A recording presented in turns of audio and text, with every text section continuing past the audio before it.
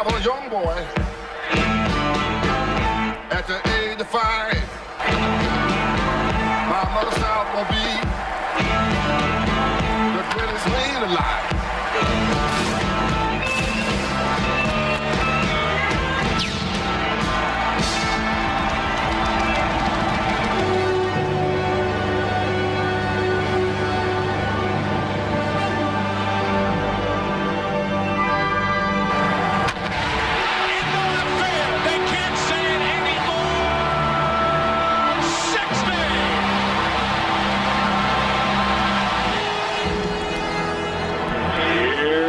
To McGwire. Swing. Look at there. Look at there. Home run, McGwire. What a moment. Pardon me while I stand up and applaud.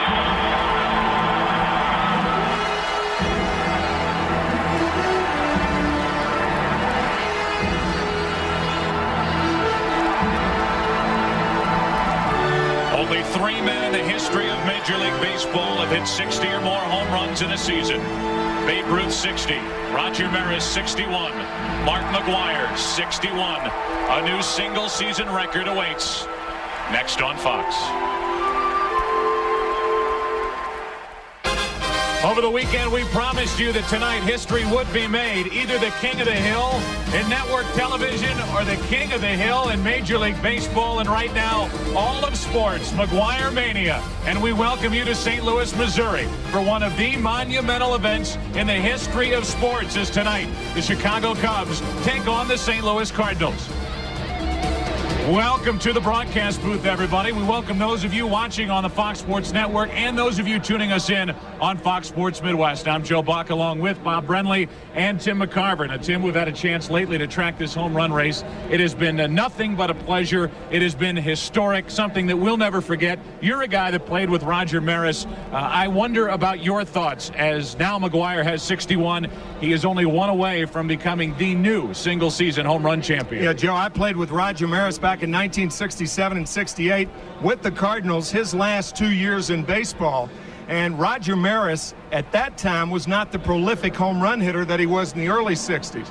But it's hard to believe when you pick up a stat sheet on September 8th and you read Mark McGwire, 136 games, 53 singles, and 61 home runs. Now, a home run has always been indelibly inscribed in our language. I mean, after all, you have a good day on the stock market, you've hit a home run. If you're Bruce Springsteen, you release a new CD, obviously you hit a home run. If Mark McGwire hits a home run tonight, St. Louis, the gateway to the West, will become the gateway of the best. Well, it has truly been a remarkable season. And Bob Brenly, I talked to a lot of guys who were around Roger Maris at the time he was doing what he did in 1961, hitting the 61 home runs. And they talked about the media intensity and the scrutiny. And they said once McGwire gets close, he's going to buckle under. Well, I submit to you, as he's gotten closer, he's had more and more fun.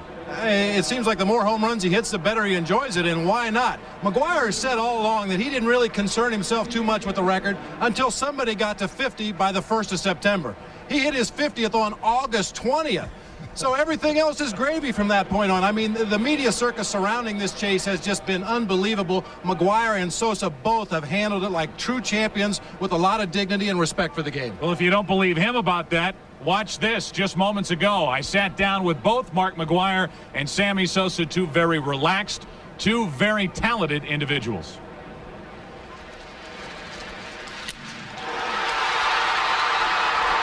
Does it in any way feel like there's been this predetermined script? Your son Matt just gets here. It's your dad's birthday. It's 61. Now you've got a night to think about it. The world's had a night to think about it. It's your last night at home for a little while. I mean, it's crazy the way this thing's unfolding, isn't it? You're right. You know, it's been like a fairy tale script. Third person in history hit 60. Babe Ruth wore number 3. I hit it on the third pitch. And then yesterday, my father's 61st birthday, hit my 61st home run. So if I'm lucky enough tonight to do it, it's for the best fans in the game of baseball, St. Louis fans. Have you learned anything from watching Sammy and the way that he's dealt with everything? To be honest with you, I think America's caught on with it, and and they see how excited he is and how excited I am, and we're having fun doing it. And I think America's having fun. Everybody's watching, and it excites me, and I'm sure it excites you. And then, you know, yesterday I've seen highlights of the press conference. People like, look at these two guys. You know, they're competitors, and it's unusual that they're having fun. It's unusual. What do you mean? We're two human beings enjoying what we're doing, and they see what kind of person it is. They see what kind of person I am, and there you have it.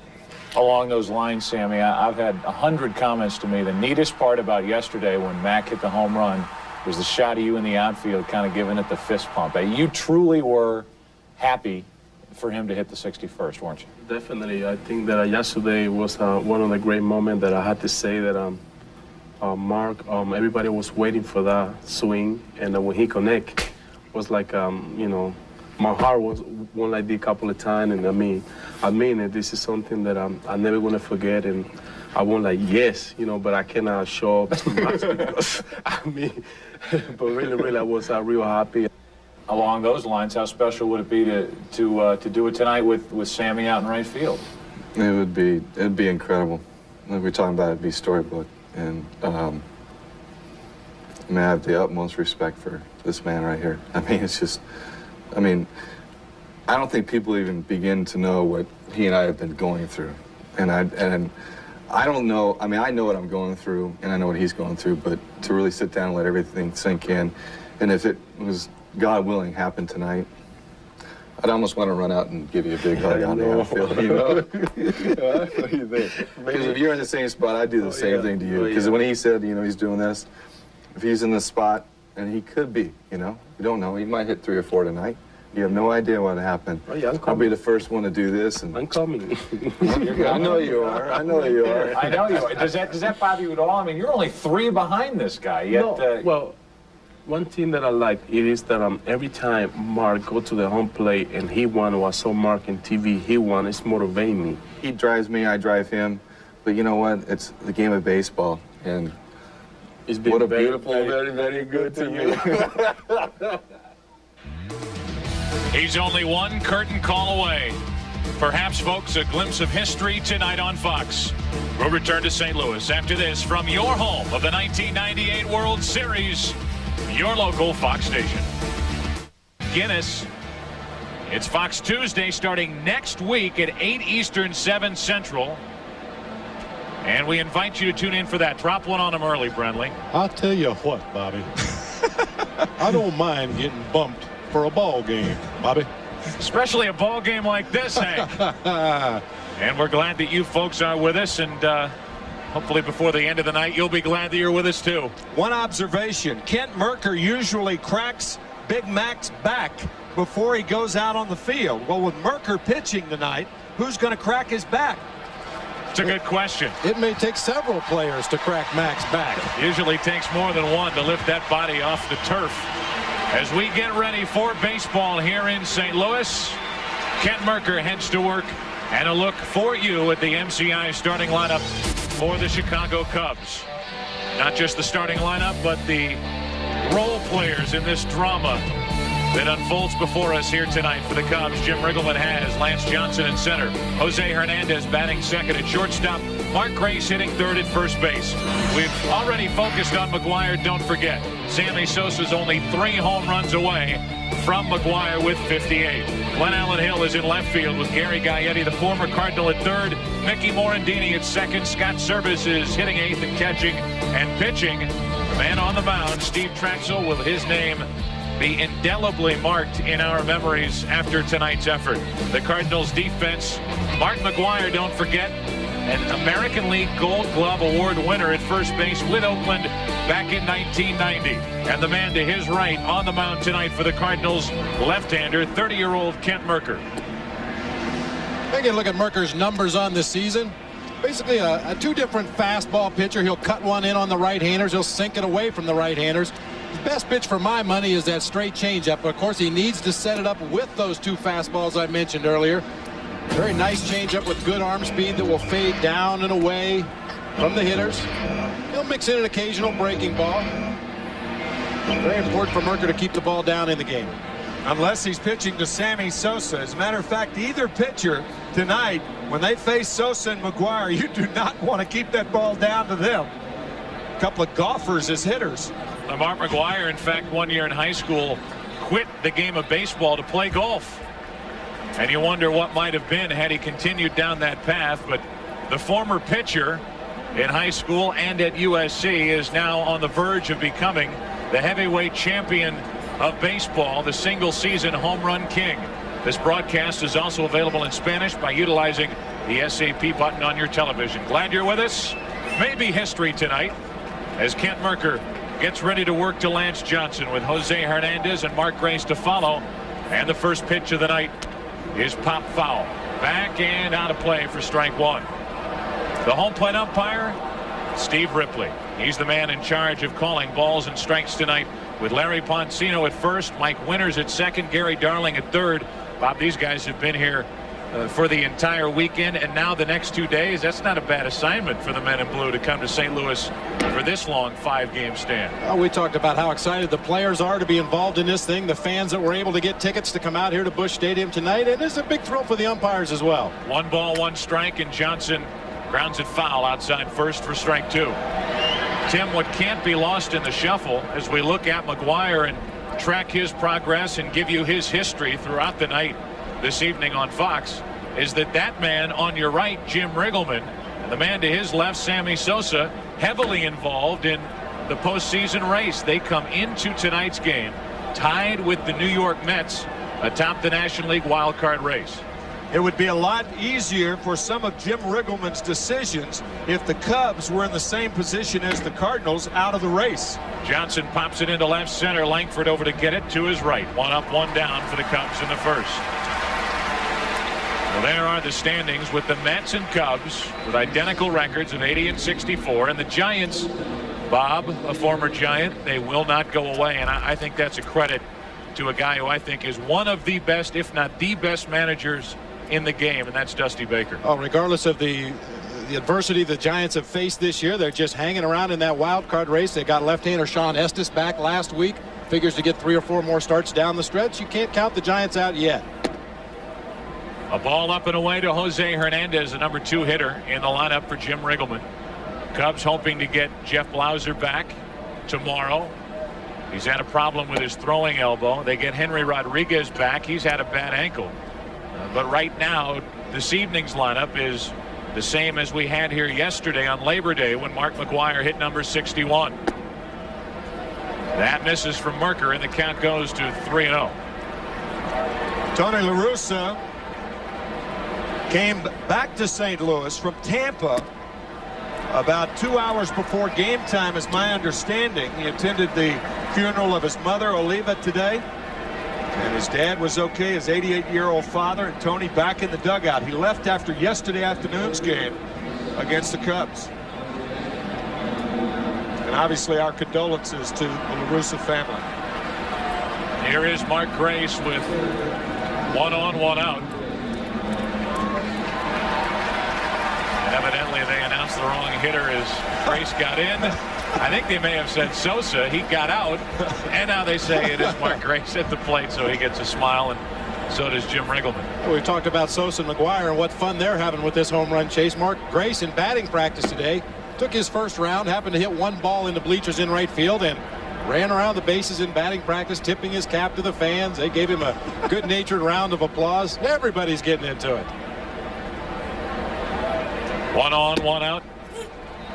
1 ball, 1 strike. Well, Mark Grace, Tim, yesterday when McGwire went deep and hit number 61 before Mark got away from him, gave him a high five as McGwire went around first base. Gave him a little bash, and that's dangerous to bash with that guy.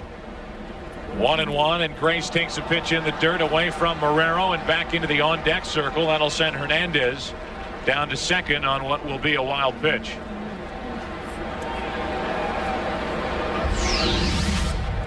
Breaking ball gets away from Eli Marrero, and obviously in situations like this all night, when you have first base open with Sosa on deck or with McGwire on deck, there is going to be the question that has to be answered whether you're going to pitch to him or not.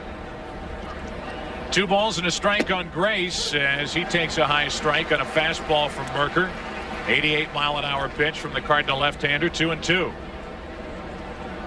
Tony La Russa trying to get the attention of somebody on his defense. Maybe the third baseman Tatis says Merker just missed the outside corner, 3-2.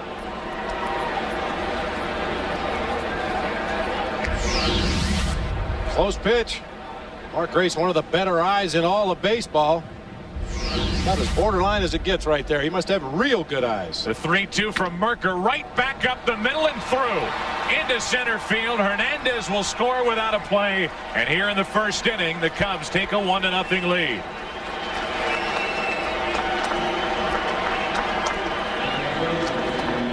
So with Grace at first and one out, it brings in Sammy Sosa. And so much has been made of the way these St. Louis fans have reacted to Sammy Sosa. Another standing ovation.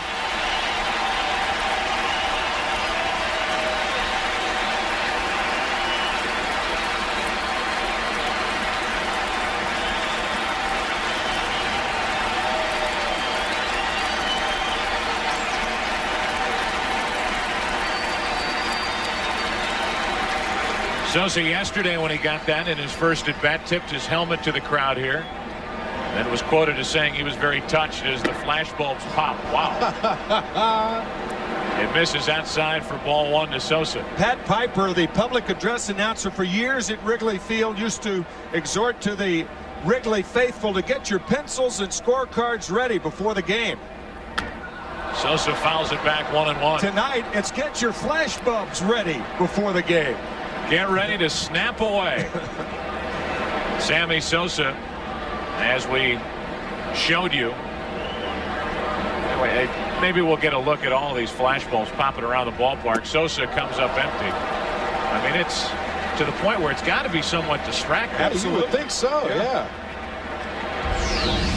Here's what Joe's been talking about. The flashbulbs start even before Merker begins his delivery, and as the pitch nears home plate, they all fire off those cameras at the same time. A ball and 2 strikes. Sosa takes it up and in. This kind of reminds me of growing up back in the Midwest, you know, a warm summer evening out in the middle of a field and all the lightning bugs flashing all around you. I thought you were going to say growing up in the 60s. Oh. Seeing all those flashes. Here's the 2-2 pitch. Ground ball, base hit left field.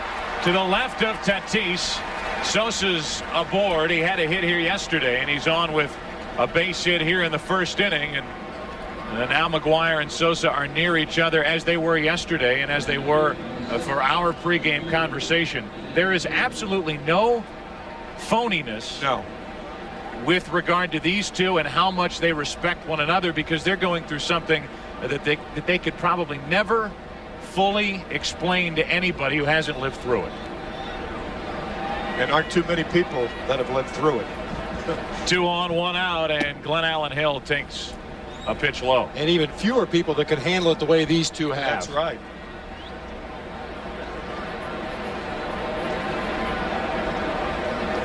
Glenn Allen Hill with 2 on, 1 out, and the 1-0 pitch is high. 2-0 from Kent Merker, who's getting deeper into trouble. Here it is yesterday with a home run number 61 off the bat of McGwire. There's the reaction from Sammy Sosa, and then later when Sosa finally reached first, the hug. The 2-0 pitch, Hill, a double play ball to short. Good play by Ordaz, but they can get only one as he couldn't get it out of his glove. The force out at second. Sosa's gone, and it's first and third, 2 out. That ball was hit so hard, it shocked the system of Luis Ordaz. Great hands, and finally gets one out. Looked like he had possession of that ball about 4 different times during the course of this play, but never really had a good grip on it. Good presence of mind to stay with it and get the force out at second base. And now Gaetti with first and third, 2 out. Another big ovation here yesterday and again tonight for Gary Gaetti, who grew up just across the river in the state of Illinois, but came to Cardinal games as a youngster in this area. He had been with the Cardinals for 2+ years, released by the Cardinals. He signs with the Cubs, and he has been a big help to Chicago down the stretch, hitting .284 as he lines a base hit into right field. Gray scores. Glenn Allen Hill will go first to third, and it's 2-0 Cubs here in the first. Gary Gaetti, perhaps more than any player on either team, understands the rivalry between these two organizations and these two cities. The Cardinals and the Cubs, the best in baseball, the best rivalry in baseball, in my judgment. Lining one to right field.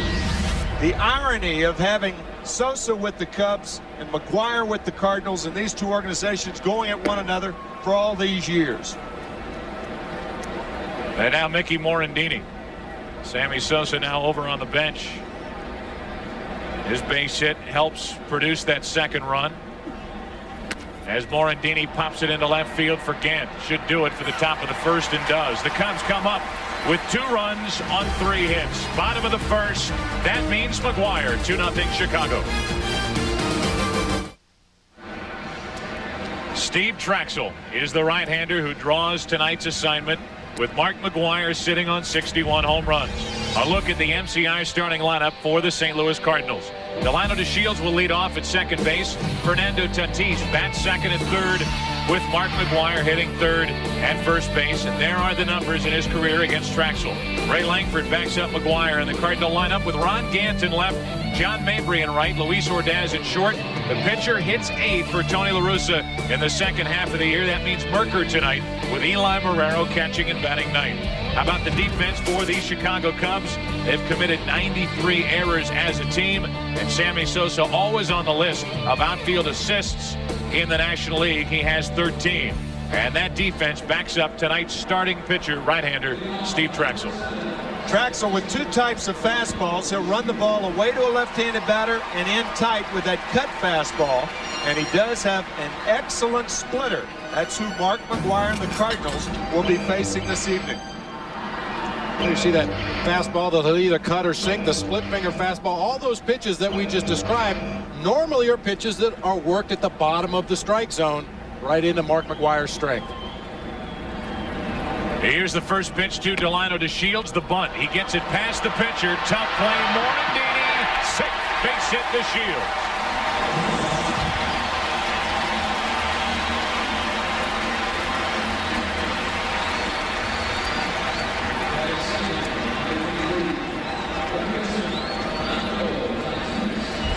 Perfectly executed bunt by Delino DeShields. All he has to do is get it by the pitcher. You can see from the arc on that ball, it has backspin.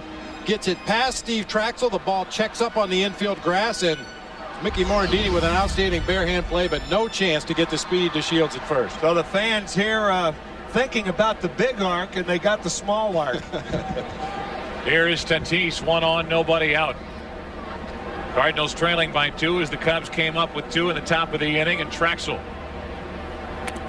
That's strike 1 off the bat of Tatis. You notice one of the points on our scouting report, very deliberate worker. Yes. Stated in another way, he is. He's slow. He takes forever. And on a night like tonight, you would imagine it might kick down 1 more notch. Traxel takes his time and gets back on top. As Tatis watches the look over. DeShields has stolen 21.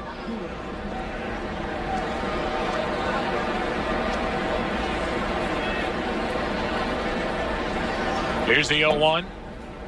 1 ball, 1 strike from Traxel. I was talking to Scott Service, who also caught yesterday's game, and he said when McGwire was on deck before he came up the first time, he looked over to the on-deck circle, and he said, I have never seen a guy on deck look as focused as Mark McGwire did yesterday.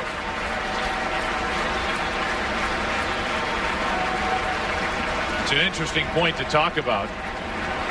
And as Traxel steps off, I think that's the difference between McGwire and maybe somebody else who might be in this type of situation with regard to concentration. The 1-1 pitch is chopped foul outside third. Mark McGwire is able to separate all that goes on before the game, the media, the pressure that is involved in doing what he's doing, and each individual at bat, and he calls what he's doing right there, not sleeping. He's visualizing what he thinks will happen when he steps into the box against Traxel.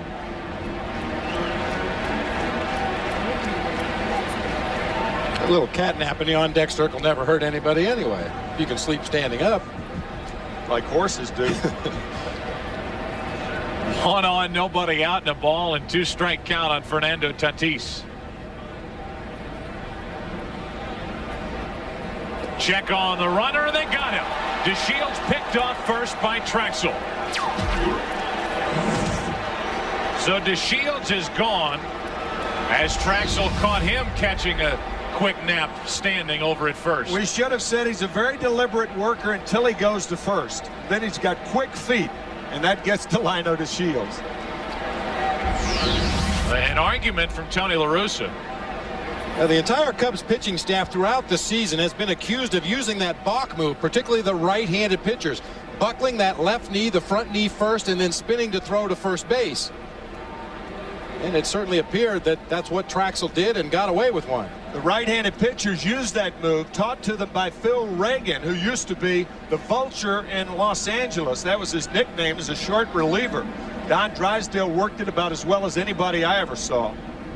Now breaking ball, strikes out Tatis, 2 out, nobody on, with Mark McGwire walking to the plate in the first.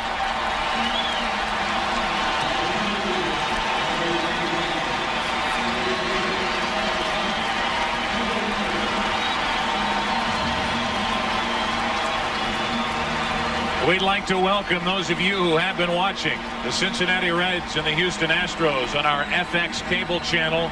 They don't even wait for the pitch now with the flash bulbs popping all over the ballpark as Mark McGwire digs in for his first at bat of the night.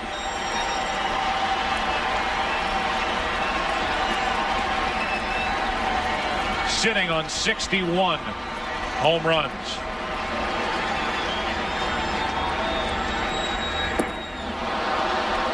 And a ball low and away. It is overwhelming, these flash bulbs popping around the park. It's almost like lightning flashing when the pitch is delivered.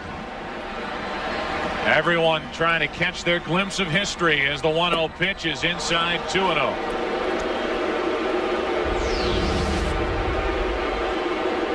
The Roger Maris family watching.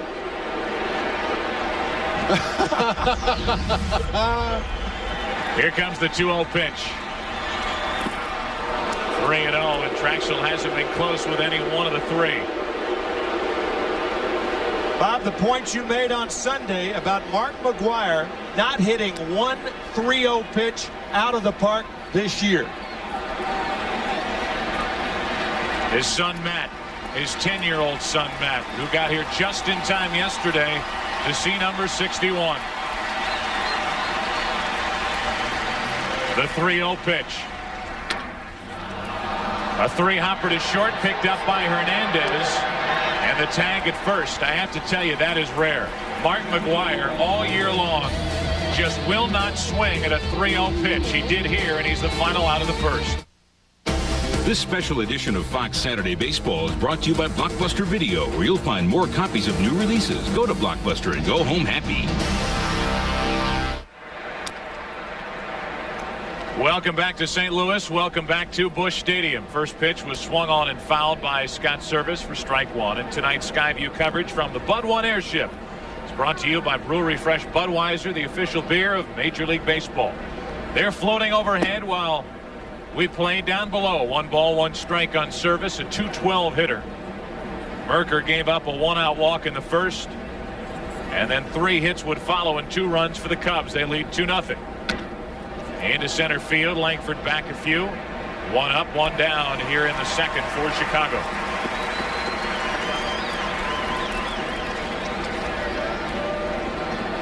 So Service is gone, and the batter will be the pitcher, Steve Traxel. Traxel, a very good hitter, as you can see from those numbers. Tony La Russa puts his pitcher in the 8th spot. Steve Traxel's the guy that could probably hit higher in the order as well. Well, for all of those baseball fans who wondered at times, why does the pitcher always have to hit 9th? I mean, sometimes he might be a more dangerous hitter than a guy hitting higher in the lineup. Tony La Russa has taken that to the extreme in the second half of the year. If your pitcher's a more dangerous hitter than a guy hitting up in the lineup, get rid of the guy hitting up in the lineup. Absolutely. Traxel with a 1-ball, 1-strike count. 1 out, nobody on, and up and away. You know, predominantly it's been the catcher hitting in the number 9 spot. So I ask you two, Bob. Yes. Here's the 2-1 to Traxel. I caught the zone 2-2. I asked the two guys below my name there, what would you think if you came to the park and saw your name in the number 9 spot? Still 2-2, which gives us plenty of time to talk about. I'll tell you what I would think. I would think that how lucky I was being in the American League. I spent a short time in the American League, and I became very familiar with that number 9 hole. And let me tell you this, batting 9th is better than batting 10th. That's right. Traxel flies to center for Langford. And the first 2 are gone here in the second inning.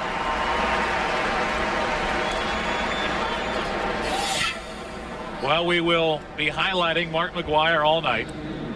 And in order to not clutter his at-bats with this sort of stuff while he's at the plate, we'll tell you where Big Mac ranks in the National League this season. Total bases 3rd. On base percentage is way up. You could have added that to the list. Number 1 in the league. The home runs we all know about. The line drive into left field, and the Cubs go in order. And the amazing thing for McGwire, the on-base percentage, with only 53 singles, he's hit 61 home runs. This special edition of Fox Saturday Baseball is brought to you by MasterCard, official card of Major League Baseball and fan of the great American pastime.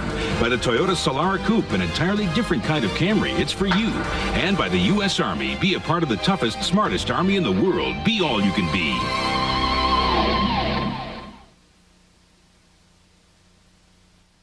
The first view from just outside Union Station here in downtown St. Louis. And there's a man who made his name in the shadow of the arch during his years in the big leagues. Now, when Sammy Sosa says Mark McGwire's the man, he still has to take a backseat to the man, which is Stan Musial, and one of the greatest players ever to play this game. Perhaps the greatest low ball hitter in the history of the game, but a guy who never reached as many as 40 home runs. Never. That gives you another idea of the accomplishment of Mark McGwire. Ray Langford takes a pitch up and away, ball 1, and we are underway in the bottom of the second. Langford, Gant, and Mabry for the Cardinals, who trail by 2. They've been out hit 3-1. And Ray Langford, very quietly, like many others on this Cardinal club who have had good seasons, very quietly is putting together one of those 30-homer, 100 RBI seasons. He has hit 26 home runs. He's driven in 91. And his average is at 287.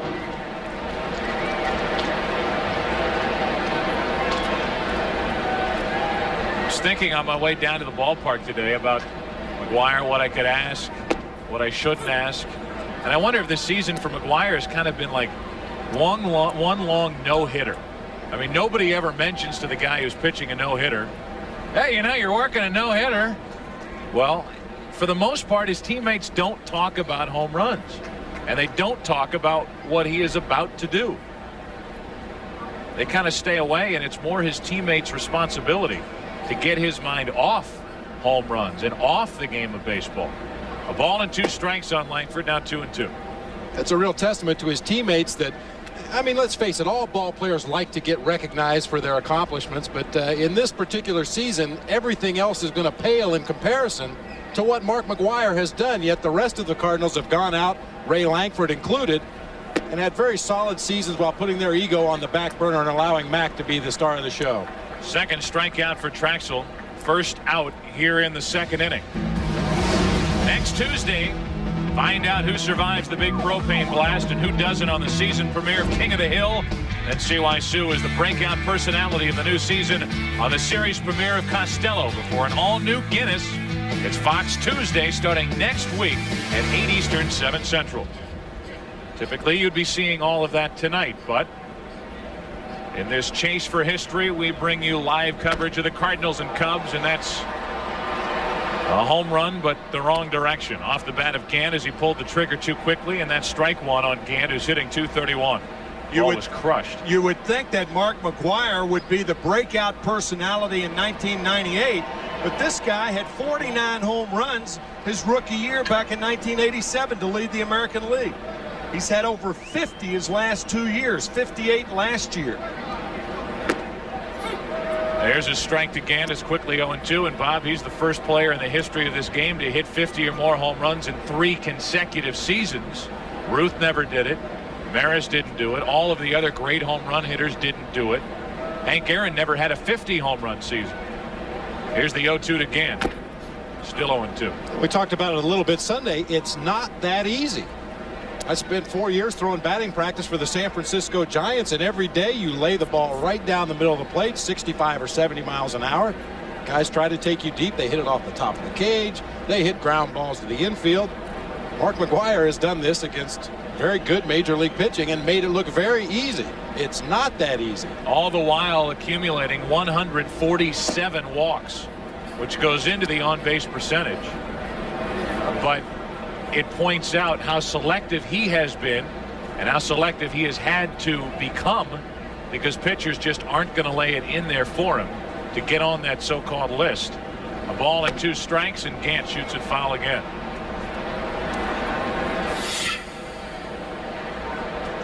(1987 to 1995), Mark McGwire has certainly improved with age. Look at the home runs in the last 3 years. He has averaged 57, 96, 97, 98.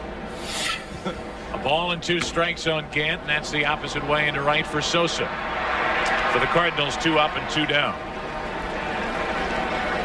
You consider what he did last year. As we continue down our McGwire path, Mabry walks in. Last year, Mark McGwire ends up with 58 home runs. And toward the last part of the season, the last 2 months, he gets traded to a new league with different pitchers he's never seen, different ballparks, different setting. And he hits 24 home runs as opposed to the 34 he hit to start the season in the American League. He ends up with 58. Without even knowing the pitchers in the National League. Ball 1 to John Mabry, 2 out, nobody on, and John takes it just low, 2-0 from Traxel. Mark has played 187 games with the Cardinals. This is 187.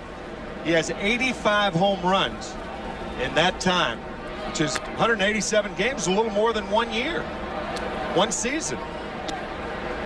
2 balls and a strike on Mabry.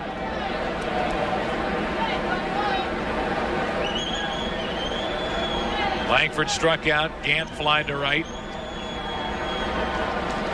Traxel behind on the count. Brings in the 2-1. 2-2. We mentioned during the weekend John Mabry has had a couple of occasions to slip into the Cardinal lineup and fill in for Mark McGwire at first base. That has happened on the road, mind you, but those fans in other cities, in other ballparks, have flooded that team's front office with complaints. Here's a fly ball to center. This is what Mabry can do. Hit it 400 feet into dead center, and who's waiting for it on the run? Lance Johnson. Back after this from your local Fox station.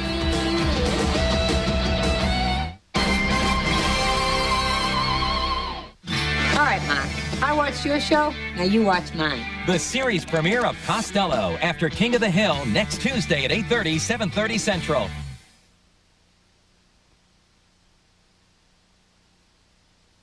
The third inning with Hernandez, Grace, and Sosa due up. Cubs out in front 2-0, and a ball low from Merker. Hernandez drew a walk, which started the uprising for the Cubs in the first inning. And he pops it up here on the infield for McGwire. How does it feel, Mark, waiting for something to come down forever? That thing had hang time of about 6-7 seconds. There's John McGwire, Mark's father. What a birthday present he received here yesterday. 61st birthday. 61st home run from his son to tie Roger Maris before this packed crowd at Busch Stadium. Well, he's ruined it for every other major leaguer. I mean, what, how are you going to top that for a birthday present for your dad? I asked McGwire if he knew anybody that turned 62 today. Here it is. He picks up his son, Matt. And you can see him saying, "Happy birthday, Dad," and the thumbs up. It's just such a feel-good atmosphere around here. As Grace takes a strike, and it's 1-1. And yesterday may have been the crowning blow.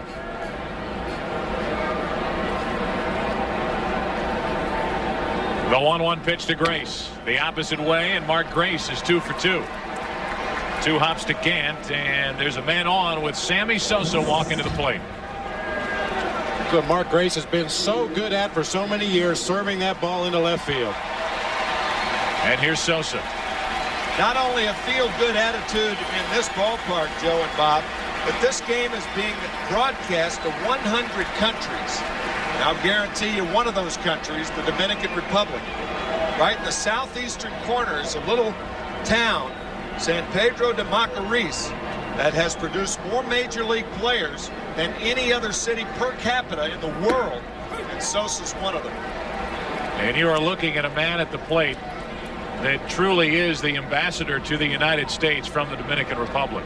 Absolutely. The Dominican Republic could not be more well represented than by Sammy Sosa. The force out at second, and got them both. An inning-ending 5-4-3 double play. Sosa has a single. He's now 1 for 2, and we move to the bottom of the third. Bottom of the order coming up.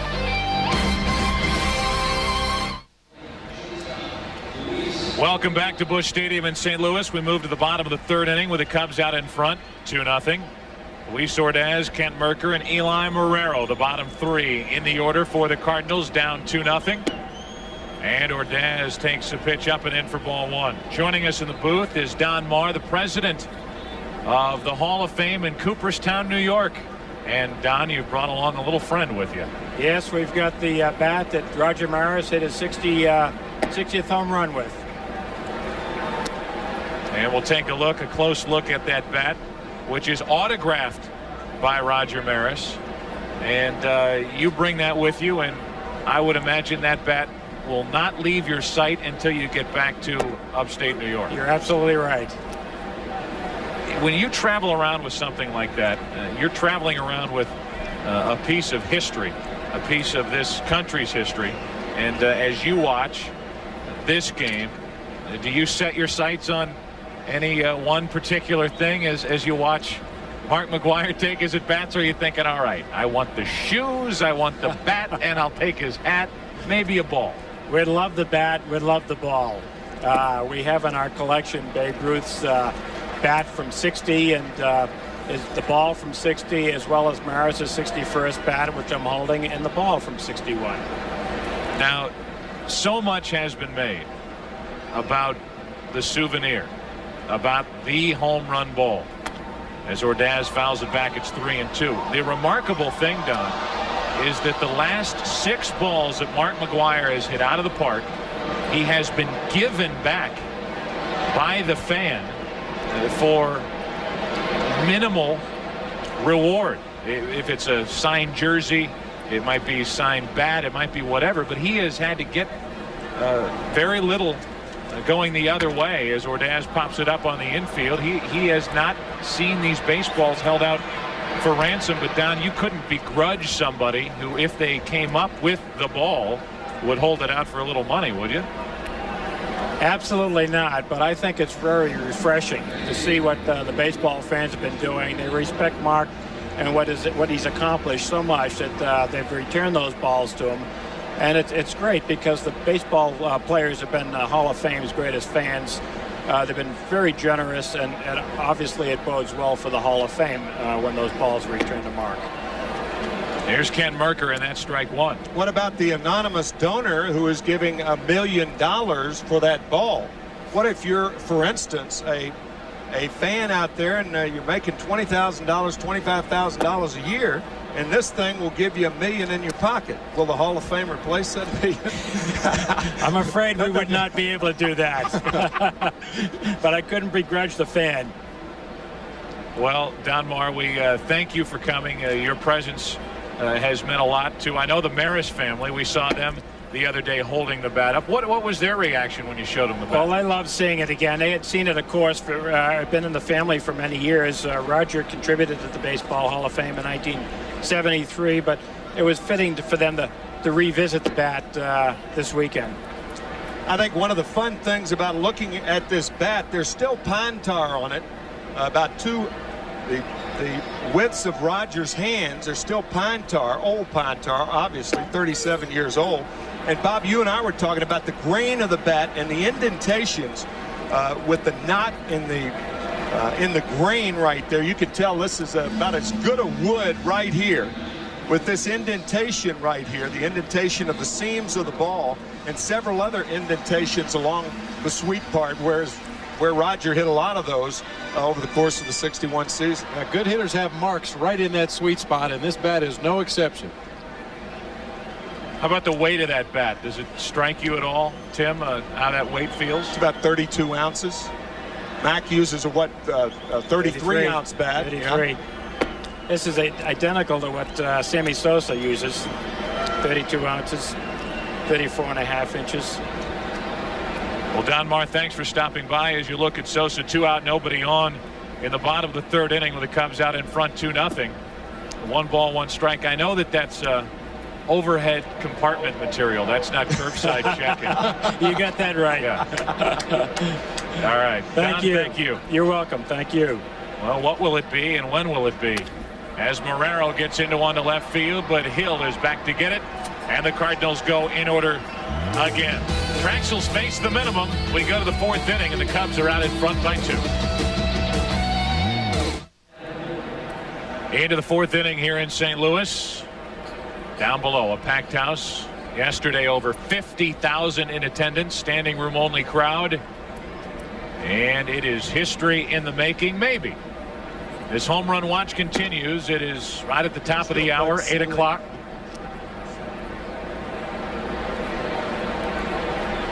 And we welcome all of you who have tuned in to watch this one between the Cardinals and the Cubs. McGwire against the Cubs as Hill pops it up into shallow right. John Mabry comes to get it, and Glenn Allen Hill is 0 for 2.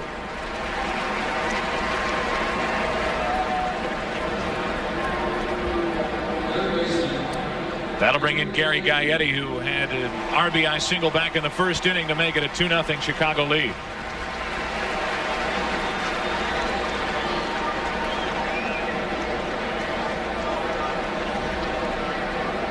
One out, nobody on, and Gaetti takes a pitch high from Merker. We understand that there was quite a commotion at the White House, the floor of the Senate this afternoon, over the tax ruling by the IRS commissioner. Yesterday it was announced that the person who handed the ball to Mark McGwire, or if he were paid $1 million for the ball, that there would be a remarkable tax problem for the person without even receiving money for it. So the commissioner issued a quote today, several quotes, one of which is hilarious. We're not talking about the commissioner of baseball now. This is the IRS commissioner, the commissioner of the tax code of the United States. We'll tell you what he said right after this. He said that all I know is the fan who gives back the ball deserves a round of applause, not a big tax bill.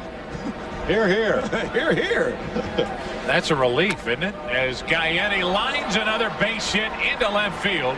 An RBI single into right his first time. Now one over the outstretched glove of Luis Ordaz for a 1-out hit here in the 4th inning. IRS Commissioner Charles Rosati went on to say sometimes pieces of the tax code can be as hard to understand as the infield fly rule.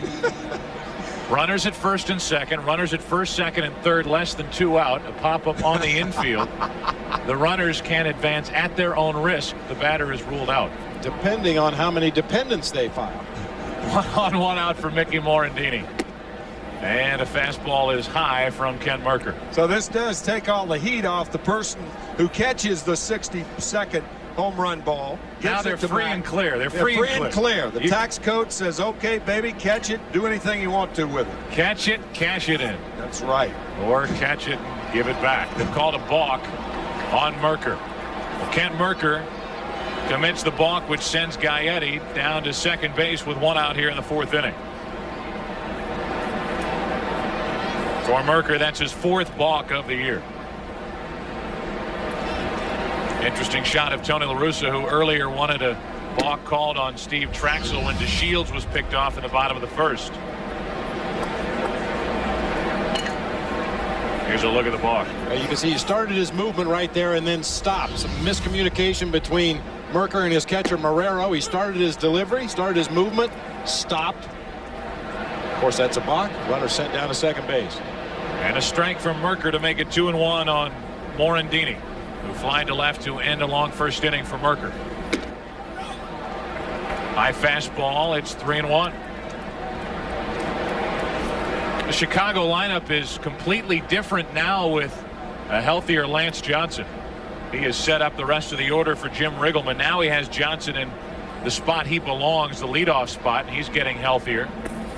And Morandini deeper in the order. They've got a number 7 hitter hitting .302, and he draws a one-out walk. We remind you that Guinness World Records prime time would normally be seen at this time, but instead we're bringing you a world record in the making. Mark McGwire's historic shot at home run number 62. Catch an all-new Guinness World Records next Tuesday at 9 Eastern, 8 Central, right here on Fox. That'll be preceded by the premieres of King of the Hill and Costello. 2 on, 1 out. Scott Service at the plate. And Service, who is hitting .211, could come up with a big hit for the Cubs. And he does. Into left field. Will they bring Gaetti to the plate? They'll hold him. Gaetti stops at third. The bases are loaded. A single, a balk, a walk, a single, and the bases are loaded for Steve Traxel.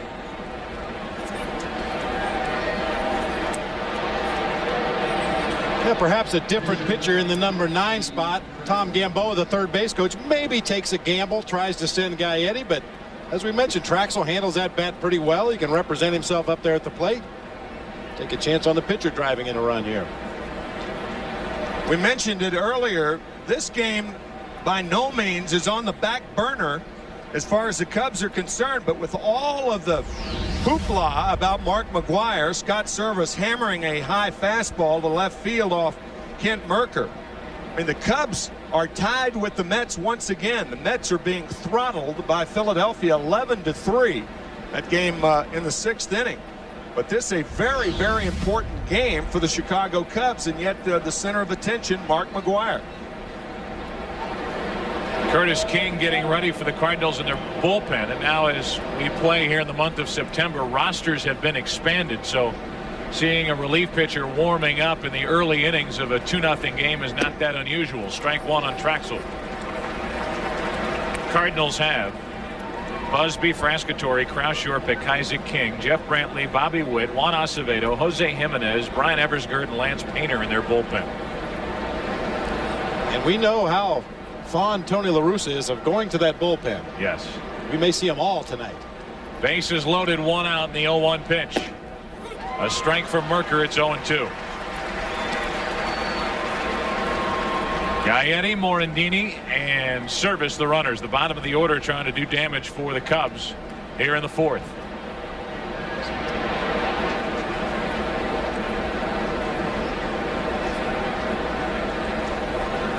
No balls, 2 strikes, and Traxel, a little bloop pop-up foul, backing out of play.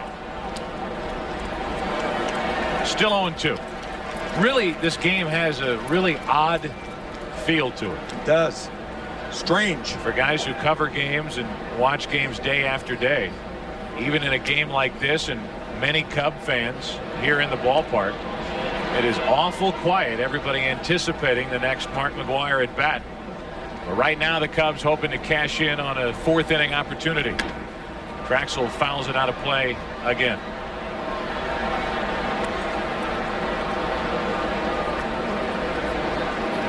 September 8th, 1998, and here's a team tied in the wild card standings And yet their performance tonight, secondary to one man. That would be he. And a tap foul keeps Traxel alive at the plate. Keeps the count 0-2.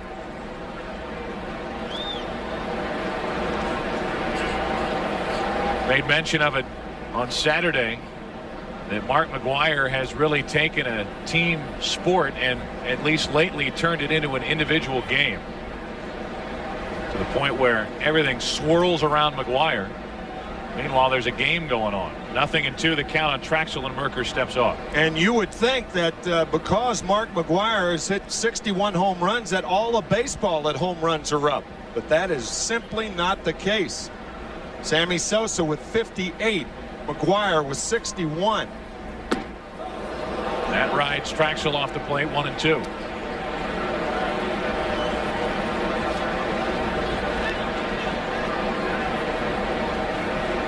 There's the race, which they keep track of here in St. Louis on that manually operated scoreboard up in the upper deck. Here's the 1-2 pitch. That's another one out of play, off to the right, off the bat of Traxel. Everybody says, well, expansion has caused home runs to be up mightily this year. It is not the case. 1996 or 1987, that's when more home runs were hit than at any time in the history of the game.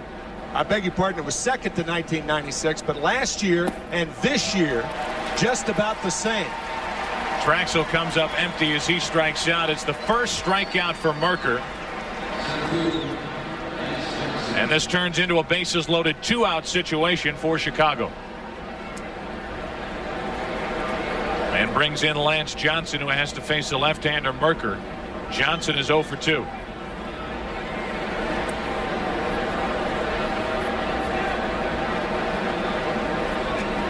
Big opportunity here for Chicago.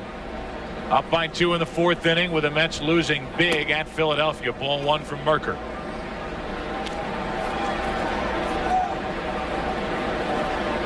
It's been a long road back this season for Lance Johnson. Finally getting healthy with that hand, and the numbers have gone up. 2-0 from Merker.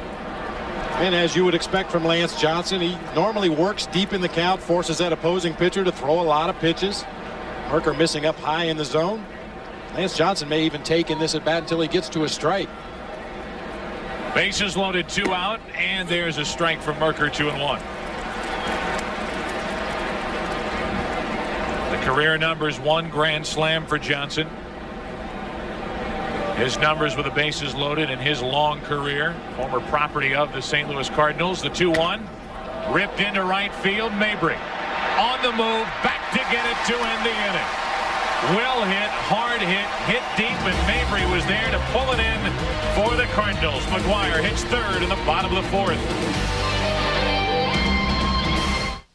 One official Major League Baseball. $9. New ball. $9. New ball, $9. New ball, new ball, new ball, $9. New windshield, $100. 62, priceless. There are some things money can't buy. For everything else, there's MasterCard. Official card of Major League Baseball and believer that records were made to be broken. On October 2nd, it's beautiful. Take all you know about adventure and magnify it. DreamWorks Pictures presents... Don't you want your 8-bit beer? I have a thing about drinking from the caboose of another creature. It's rated PG.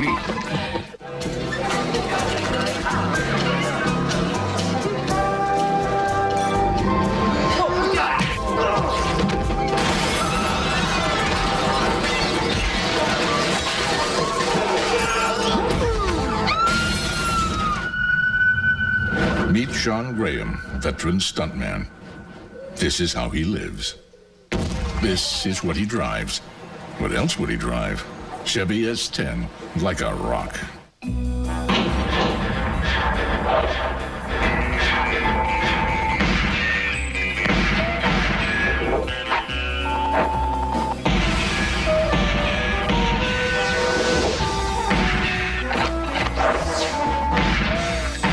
Now, Get all the action of GoldenEye, Kobe Bryant in NBA Courtside, the WCW versus NWO, or Diddy Kong Racing for new additions to the Player's Choice Library for just $39.95. Don't miss it. Hi, want to dance? Absolutely. On October 2nd. What are you doing? See the world. Why does everybody have to dance the same way? From a whole new perspective. Dance. Rated PG. Mr. McGwire, I know you're having a pretty good season, but we'd really like to start our season. So why don't you do me a favor and try to hit a home run tonight, okay? This special edition of Fox Saturday Baseball is brought to you by Blockbuster Video, where you'll find more copies of new releases. Go to Blockbuster and go home happy. The Bud 1 airship flying overhead, providing our aerial pictures this evening. As Delano DeShields leads off, bottom of the fourth inning, top of the order for the Cardinals, which includes McGwire, and he takes a strike.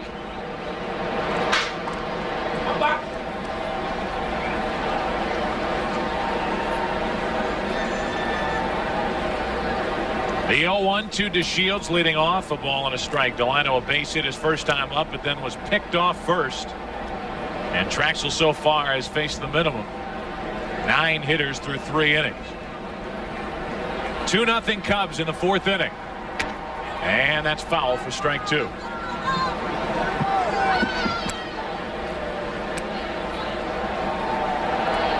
Concentration, the visualization you were talking about earlier, Joe, trying to picture the pitches he will see from Steve Traxel, various locations.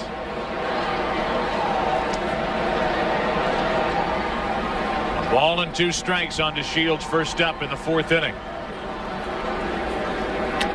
The opposite way, and Gaetti makes a nice play. DeShields is gone, and let's go down to the field and Steve Lyons. All right, Joe, thank you very much. You know, we've heard a lot from the Maris sons. Let's hear from one of the Maris daughters. This is Sandra Maris, and boy, these last few days for you since you've been in town has been like a roller coaster ride. We haven't really got a chance to talk to you. What has all this meant to you? I'll tell you that seeing the crowd the way it is and all the fans behind Mark has just been tremendous. It'd be neat to be able to see what Dad went through, and it's nice to be here and kind of get that feeling. Yeah, I wanted to talk to Richard again. Richard, we've talked to you a lot about how you would feel up until this point. You've had a lot of time to think about how you'd feel if the record gets broken tonight or the next few nights. Do you think you'll change the way you've been thinking? Well, yeah, I mean, at this point, I mean, I'm excited for him. I'd like to see him do it tonight. It's not for just Mark, but for the city of St. Louis. I mean, he's great baseball fans. It'd be fun to see. You know, of course, Roger carried his career with dignity and class just the way these guys have. Let's send it back to you guys up in the booth. All right, Steve, thank you, and thank you to Richard and Sandra.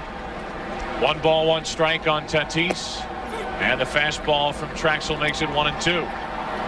Richard had an excellent point. If Mark McGwire doesn't do it tonight, the Cardinals go on a 5-game road trip to Cincinnati and to Houston.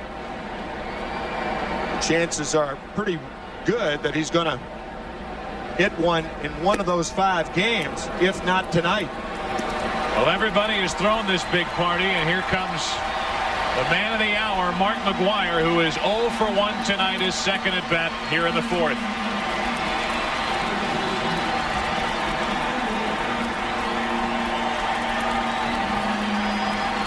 We would like to welcome those of you who have been watching the Houston Astros and the Cincinnati Reds on our FX cable channel as Matt McGwire looks on, wondering if this is the at-bat. Tuesday, September 8th, that Mark McGwire moves 1 place in front of Roger Maris.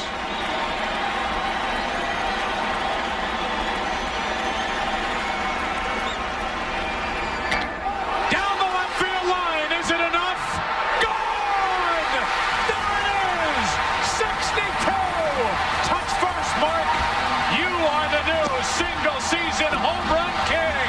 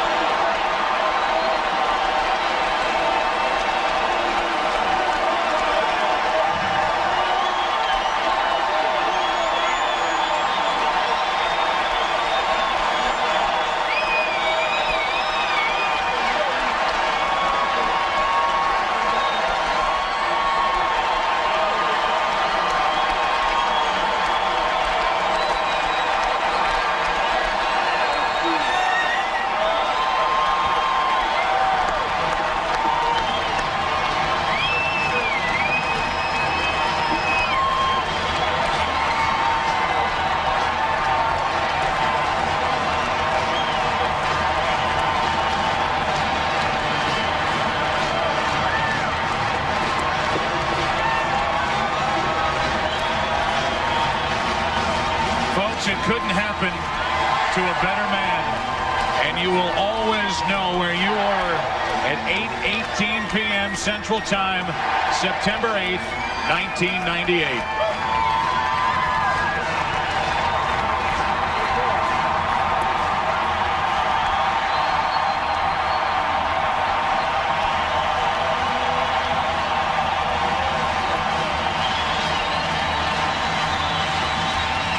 On your mark. Get set.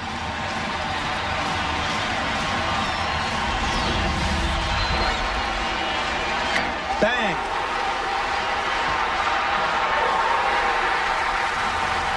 Mark was so happy, he had to remember to touch first base. I'm not sure if his feet were touching the ground at that point.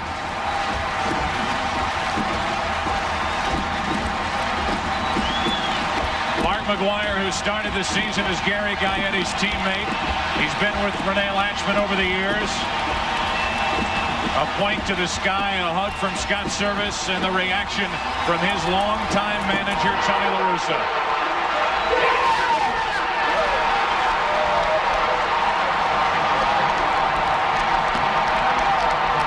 Now to the Maris family.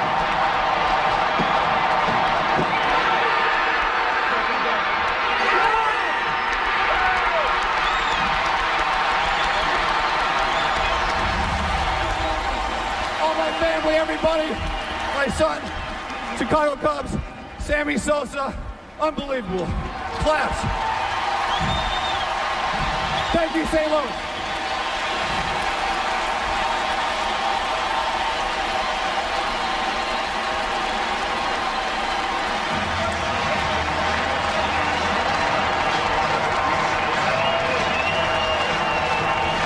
Well, we asked Mark McGwire before the game if he thought someplace there was a script written, and tonight was the night. And guys, a little sheepish smile crept onto his face. He didn't want to admit that he wanted it to happen tonight, but he said if it's to be, tonight is the night to do it here in St. Louis before these fans, before the road trip. Tonight is the night, Tuesday, September 8th, 1998. I was not sure that the ball was going to have enough height to get over the wall. He hit it so hard that it could have gone through the wall. What a tracer. Now Sosa.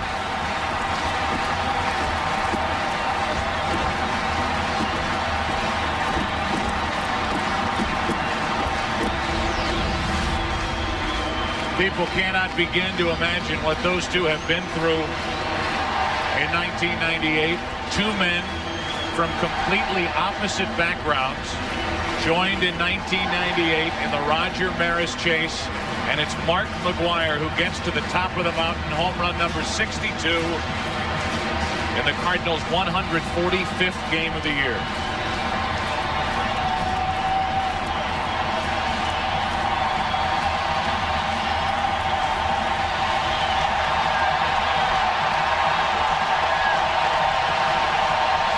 One of the interesting things about that home run is no fan had a chance to catch it because the ball wasn't hit up into the stands. It was hit into that area below the stands.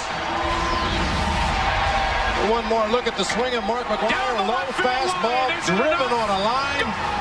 You can see that area right there underneath the sign where the batting cages used to be here at Busch Stadium. I believe that's an area where they store the batting practice equipment, the cages and what have you. Right.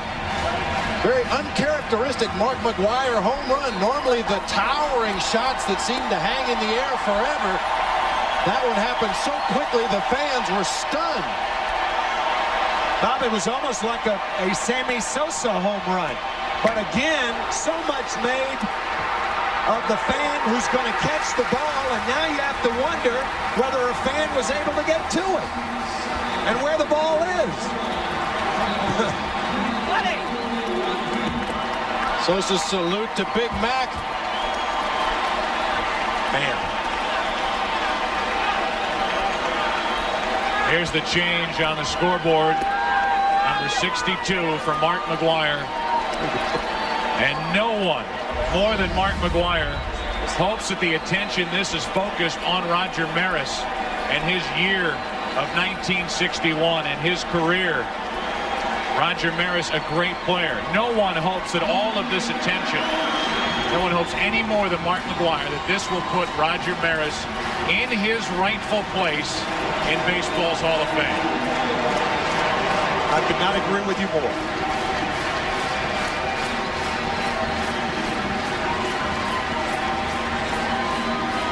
Major League Baseball had said that they did not want to, if Mark McGwire hit the home run, stop the game midstream, but we're finding out, Bob Brentley, that was an unrealistic expectation. It's impossible. The best laid plans of all, you've heard that saying before. I mean, the emotion of the moment was entirely too much. I mean, how are you going to tell the all-time single-season home run leader, don't go over and hug the Marises? We got to keep the game moving. It's his show. Let him do what he wants. Mark McGwire with that heart pounding at the end of the dugout. And the Macometer surfaces 62 and counting. You had a quick shot of John McGwire, Mark's father. His parents have been here tracking this over the past couple of days. There's John right in the middle on your left with a Cardinal hat on. And I said it as he came to the plate, guys. It seems like you throw this man a party night after night after night, and he delivers seemingly every time out. What an honor. What an honor. Back to baseball, if it's possible, as Ray Langford takes a breaking ball for a strike. That's 15 home runs in his last 21 games. A 10-minute delay after the home run from McGwire, and worth every single second of it. What an honor to be here, on hand to watch it.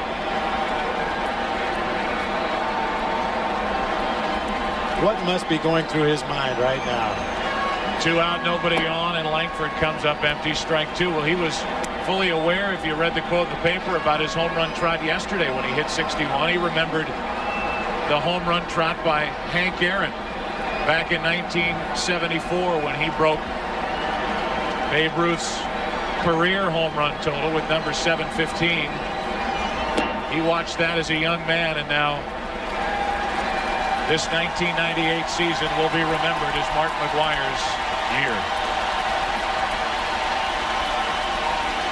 History made here tonight. St. Louis, Missouri at Busch Stadium.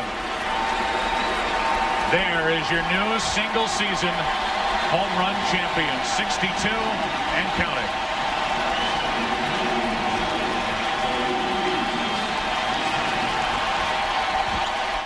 You know what I love about A line drive into right field off the bat of Jose Hernandez, and you'll excuse us if we missed a pitch in the top of the 5th inning. Getting McGwire coming back onto the field. Well worth it as Mark Grace walks in tonight. 2 for 2. Pair of singles, an RBI, a run scored. But right now it's like the game is taking place elsewhere. Up the middle, off the mound to Ordaz, has time, 2 gone.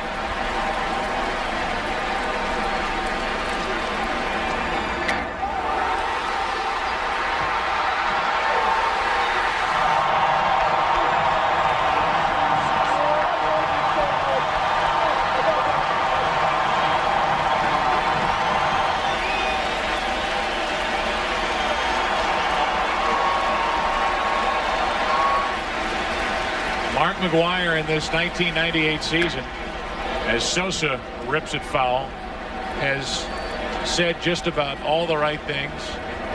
And he is a modern athlete who respects the game and respects his predecessors, and what he showed us all and the Maris family with those hugs over there are lasting memories that will not go away. Now this crowd gets into it for Sammy Sosa.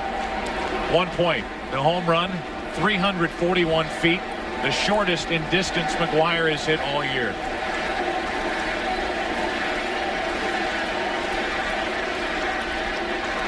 2 balls and a strike. But if you figure the distance between St. Louis and Cooperstown, it becomes the longest one he's hit.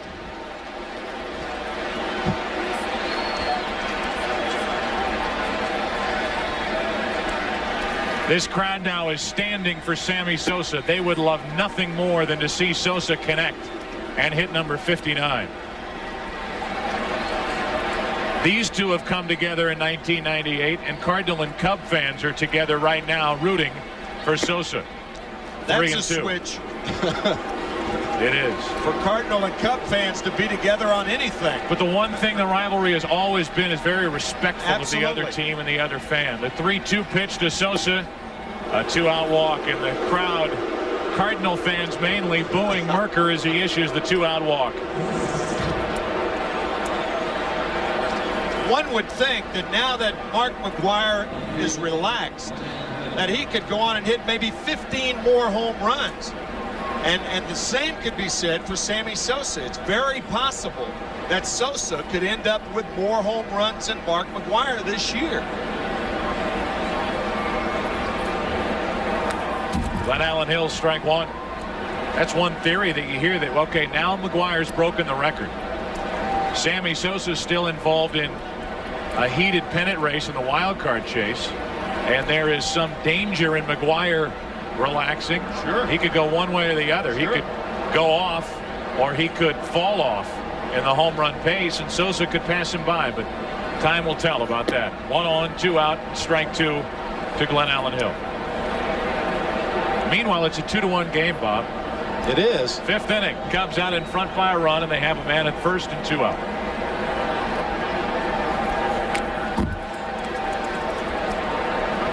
Well, considering the McGwire, the 19 games remaining after tonight, or 19 games including tonight, if you average 3.3 at-bats per game, which is about what Mac has done this season, he's going to get a little over 60 at-bats the remainder of the season.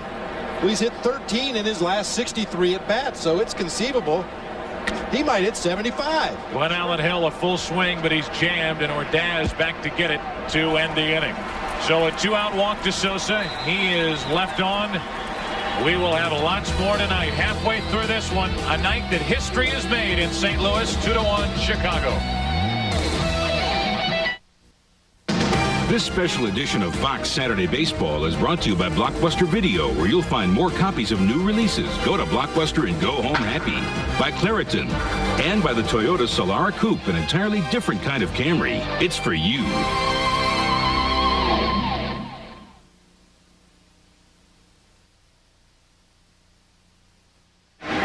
Well, folks, tonight's Skyview coverage from the Bud One Airship is brought to you by Brewery Fresh Budweiser, the official beer of Major League Baseball. Down below, history has been made. Mark McGwire connects for home run number 62, the new single-season home run champion. He did it in the bottom of the 4th inning at 18 minutes past the hour of 8 o'clock. Here's a strike and the count 0-1 on Ron Gant. Well, folks packed into this stadium, hoping tonight would be the night. Mark McGwire did not disappoint. As his march continues, Gant flies into right. Sammy Sosa coming on. He makes the catch. 1 away, and let's take it now down to Steve Lyon. Steve? All right, Joe, thank you very much. This is an unbelievable story. I'm standing down here with Tim Forneras. He caught the ball. He works for the club on the grounds crew along with his brother Tito, and his mother works as a concierge. Now, Tim, tell me about how he caught the ball. It was unbelievable. Right when it hit off the bat, I knew it was going out. It went right over the sign. There was a bunch of grounds crew guys on the wall, but I was right on the edge, and I said, that ball was mine. So I jumped off, I ran as fast as I could, I snagged it, and then I didn't know what to do with it, so I kind of walked around. Well, you know, we talk about the pressure that Mark McGwire has had hitting the home runs. A lot of pressure on you as to what you're going to do with the ball, and what did you decide? Well, it's a definite decision. It will definitely go to Cooperstown, or, you know, Mr. McGwire, of course, and then he can decide what he wants to do with it. I just don't want to be taxed. That's a great answer. You know, this is his mother, Tina. Now, you must be very proud of a son who's willing to give up that kind of a responsibility, give the ball back to the guy who rightfully deserves it. He's always been a giving child, and I had no doubt in my mind that he wouldn't do this. He said it. He said if I ever had that opportunity, I wouldn't even think about it twice. It's his. You know, You know, Tino, you were out there with him, and you said he was just too quick for you. He got to the ball quicker. Oh, yeah. I mean, the ball went out just like you said. And next thing I knew, it was over, and he was already halfway there, and I didn't even have a chance for it. And there isn't a better kid. I mean, he said since, you know, if I ever had the chance, I'd give it to Mr. McGwire, and he can do whatever he wants with it after that. So he's been saying that all along. Well, just another one of those great stories that we've had here all week long. Let's send it back to you guys in the booth. All right, Steve. There's where it went. In between the K's for the strikeouts at the top of the wall in left field. 341, again, the shortest in distance, but the biggest in significance that Mark McGwire hits in 1998. 2 out, nobody on, and a breaking ball is a strike to Luis Ordaz. I tell you, I'm overwhelmed that Tim would give the ball immediately to McGwire without thinking. Overwhelmed. I think the three of us are finding out things about ourselves that we might not have known before. A lot of people this are. home run chase. Like a lot of people are. We're not the only mercenaries in this country. Here, watch Tim. You'll see him come up. That's not Tim, it's from Tim. It's one of the ushers down by the field, and McGwire just gives it right back to him. So Tim gives it to an usher to give to McGwire right at the home plate celebration. McGwire says, yeah, take it back. Now, he eventually will get it, and Cooperstown eventually will get it. And we will track the story about young Tim. Ordaz pops it up into center field, and Lance Johnson is there. I see his mom. I see Tim's mom, Rita, every day when I come to the ballpark, and I saw her tonight. She said, do you think tonight's the night? I said, I think tonight's the night. Little did she know young Tim would come up with it. Well, okay, we're getting a little greedy. Mark McGwire, 8 multi-home run games this season. 51 in his career. He's hit 1 tonight. He's hit 62 on the year. And it is our intention, folks, after the game, as Gaetti leads it off in a 2-1 game in favor of the Cubs. We're in the 6th inning.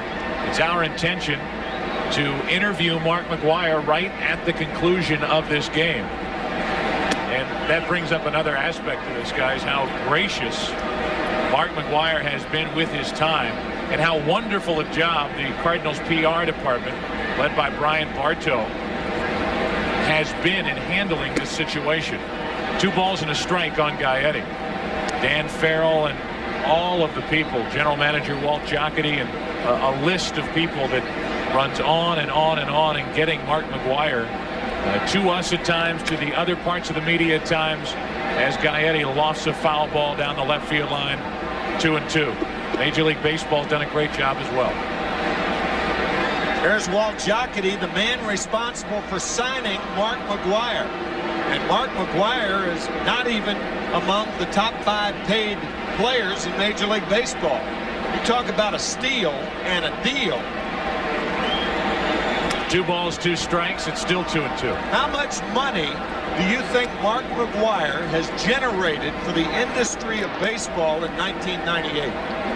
I don't know if you could put a number on it. Attendance up at every ballpark that Mac went to, priceless. That says it all right there. Well, you've seen history tonight. Next Tuesday, you can find out who survives the big propane blast and who doesn't on the season premiere of King of the Hill. History next Tuesday, and then see why Sue is the breakout personality of the new season on the series premiere of Costello before an all-new Guinness. It's Fox Tuesday starting next week at 8 Eastern, 7 Central. Here's Morandini. We've survived the blast tonight. We have 1 more to go next Tuesday. That's right. Wow. So 1 out, nobody on for Mickey Morandini, who is 0 for 1 with a fly out and a walk. That's strike 2. But you mentioned Walt Jocketty. I live here in St. Louis. When he made the trade, a lot of the local media said it's just rent a player. The Cardinals were basically out of the running for the postseason last year. And they said, why would you give up 3 young pitchers to get Mark McGwire when you know he's going to be a free agent and not stay here? Well before the end of the season, Mark McGwire gave everybody here in St. Louis and really throughout the Midwest an early Christmas present when he said he would stay here, sign for less money, deferred a lot of money, then made the announcement he would donate $1 million a year to charity for abused children. And it fell out of the sky from nowhere, and here he is, Mark McGwire, who probably will end his career in a Cardinal uniform, and look what he's done in 1998. Acquired by the St. Louis Cardinals in a trade with the Oakland Athletics for pitchers T.J. Matthews, Eric Ludwig, and Blake Stein on July 31st, 1997. And how good must those three guys feel right now to have been traded for Mark McGwire?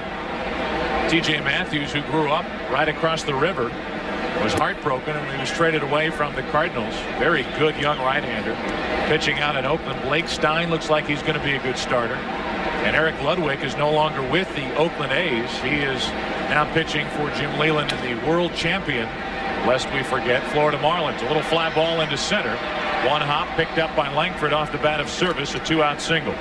Well, talking about the possibility of McGwire being a rent-a player last year, Walt Jocketty said, I knew once we got him here to St. Louis, put him in front of these Cardinals fans at Busch Stadium in the Midwest, the kind of people that are here, knowing the kind of guy Mark McGwire was, Walt Jocketty was pretty sure they'd be able to ink him to a contract. And you talk about a perfect match. This community, these baseball fans, which if you're not familiar with it, as Traxel lines a base hit into left field, the Cardinals will go over 3 million in attendance. A feat normally reserved for cities the size of New York, Los Angeles. The hysteria around the Colorado Rockies when they came into the league. They will go over 3 million. And they do it from an enormous drawing area throughout the Midwest, states that surround Missouri. People drive mile after mile after mile to come watch the Cardinals, and lately to come watch McGwire. 2 on, 2 out. Lance Johnson at the plate. Johnson trying to add to the Chicago lead, which is 2-1. He takes a strike.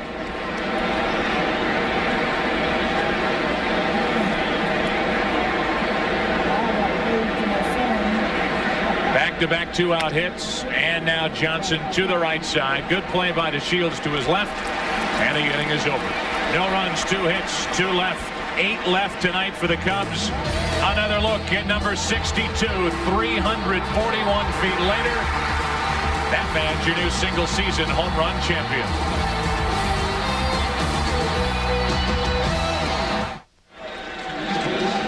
Bottom of the 6th inning. And wow, what a night for Cardinal fans. Not only do you catch a guy who is going to end up in the Hall of Fame, but you see the major league debut at the plate right now of J.D. Drew, the highly touted prospect who held out from the Philadelphia Phillies after 2 years ago being drafted by the Phillies, seeking an enormous contract. It didn't happen. He sat out. He played in the Northern League. And Bob Brenly, he goes back into the draft. The Cardinals select him, sign him. Another feather in the camp of Walt Jocketty, and here he is. Man, what a night to make your debut, huh? Yeah, I don't think he'll forget this day. J.D. Drew gets his name in the box score. A box score that may likely end up in Cooperstown. The 0-1. 1 ball, 1 strike. So J.D. Drew, wearing number 8, making his major league debut. Left-handed hitter with power. That's strike 2. We're in the 6th inning, and Drew leads it off. With Marrero and DeShields to follow. A ball and 2 strikes. 2-2. See J.D. Drew starting his career tonight, and I can't help but think, and I was thinking about him all day, Butch Yatkaman turned 90 years old on June 15th. He worked for the Cardinals over 70 years, and he is at home watching the game this evening. And I would be remiss not to say hello to the diminutive equipment trainer, equipment manager of the St. Louis Cardinals for over 70 years and loved by everybody in this city. And not here at the park tonight, but watching the game on television. The 3-2 to Drew is hit down the right field line. He hooked it, and it's foul. Wow. Well, this may be his first at bat in the big leagues, but the Cubs have a pretty good scouting report on J.D. Drew. A steady diet of off-speed pitches. Every fastball he's seen has been up around the letters. Would this have been something had this ball had gone out of the ballpark, his first plate appearance on the night that McGwire hit 62?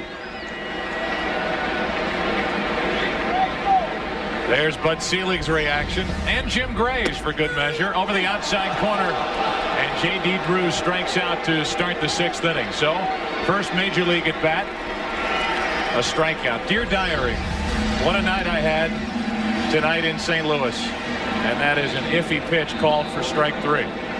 Well, you might as well get used to it now, J.D.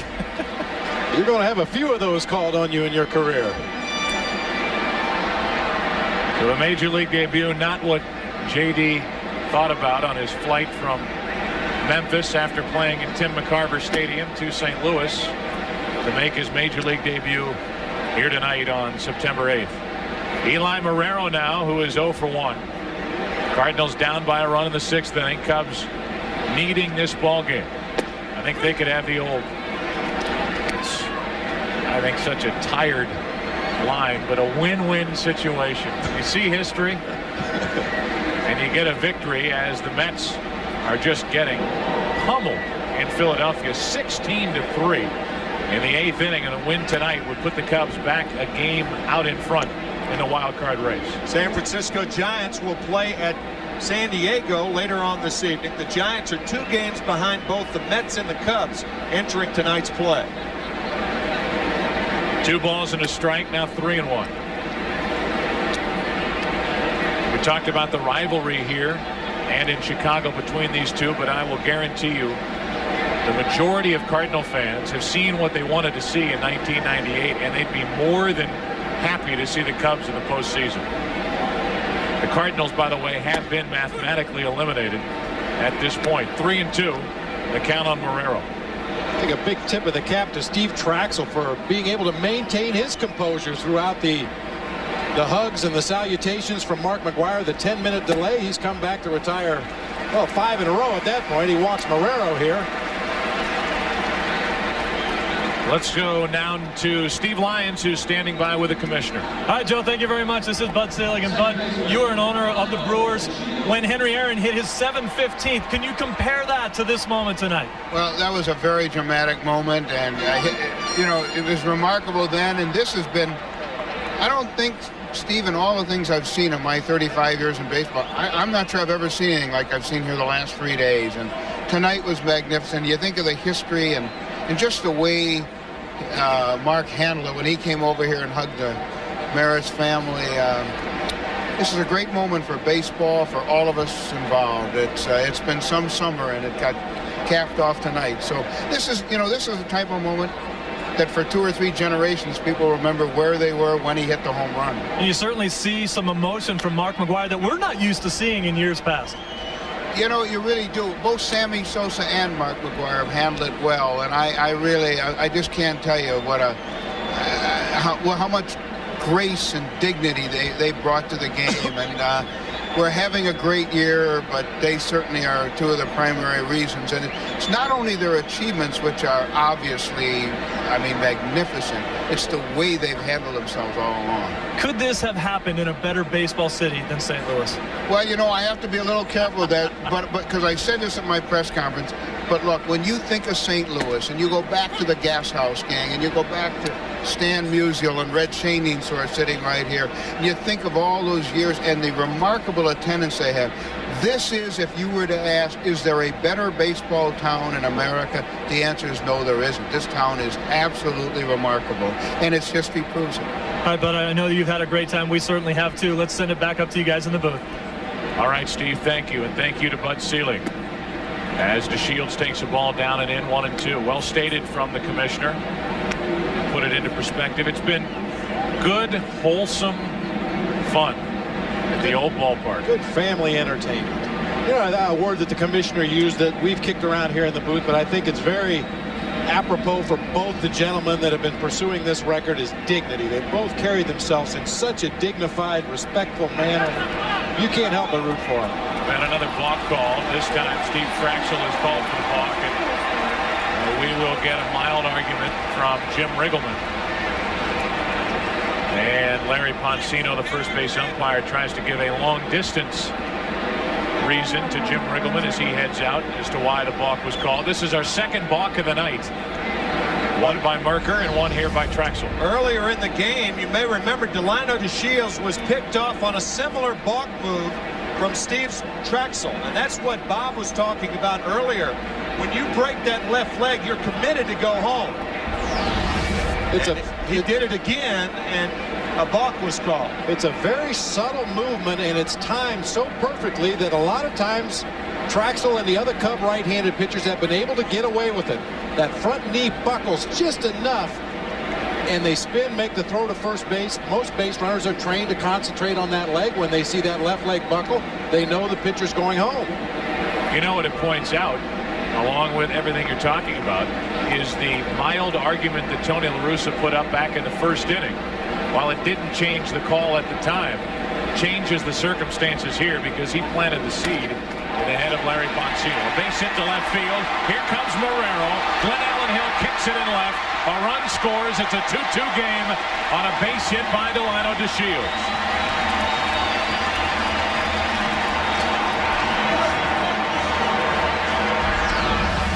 Eli Marrero is a catcher who is a fast runner. A good jump at second base. He scores easily. I would imagine this will be a single RBI for DeShields and an error on Glenn Allen Hill. And it is. First for Hill in a Cub uniform. Doesn't have the greatest reputation as a defensive outfielder. One of the reasons why, after starting the year in Seattle, he's no longer to the right of Ken Griffey Jr. And if there was any suspense, it went out the window when Hill kicked it in left field, but Marrero's going to score either way. And now Tatis with a go-ahead run at second and one out. 2-2 game. Into left field, well hit. Back is Hill near the track to make the catch. 2 down. In walks Mark McGwire.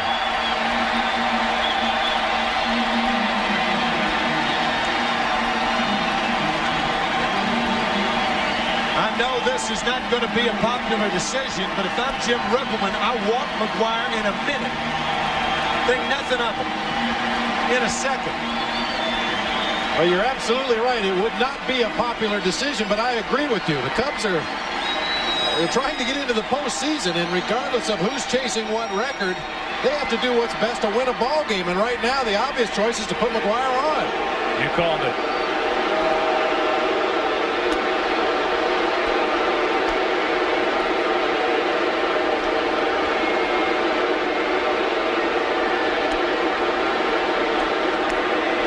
The intentional walk to Mark McGwire will put 2 on with 2 out for Ray Langford. And it's almost as if to say, okay, you've had your history. That's right. Now we want the game. That's right. And that, to me, is logical thinking. In case you're just joining us, here's the way it sounded a little less than an hour ago. Record-breaking home run number 62 off the bat of McGwire.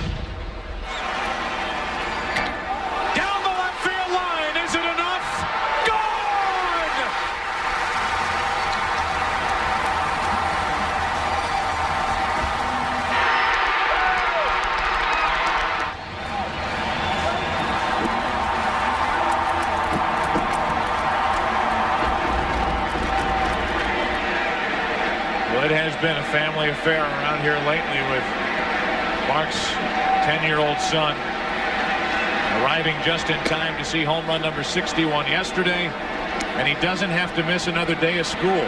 He can go back to California. He's seen home run number 62. Well, on 61 and 62 both, it appeared that Matt McGwire wanted to do that high-five punch in the stomach thing that the Cardinals do. And both times Dad picked him up and ruined the fun. The Maris family picking up a photograph of Roger Maris in his Cardinal uniform. Roger Maris ended his major league career in this city in that uniform. Now look at Roger Maris. Langford waits 2 on 2 out and takes a ball. It's 1-1. Sometimes at television you have to lay out, and that's obviously what we were doing after the home run. And Bob and I are talking between innings, saying if there was ever a time to lay out, that was it. because I'll tell you, we both almost lost it. When he went to hug the Maris family, then we almost lost it. 2 on, 2 out, 1 ball, 1 strike. Strike 2. One thing that we tried to give you, and we're very proud of our director Bill Webb and our producer John Filippelli, but we wanted to give you one constant look after the swing at Mark McGwire going around the bases. There's plenty of time right after the home run to show reactions from the many factions around this ballpark. But we wanted to give you one clean view of Mark McGwire with that historic trot. 2 on, 2 out, 1-2, the count on Langford. It's a 2-2 game. 6th inning. Traxel trying to keep it that way. 2 balls, 2 strikes. By the way, the walk to McGwire, the 148th walk handed to him this season, and the first intentional walk since August 12th, in case you wonder about teams pitching to Mark McGwire. 2 on, 2 out, and the 2-2 to Langford. Full count. The runners will go.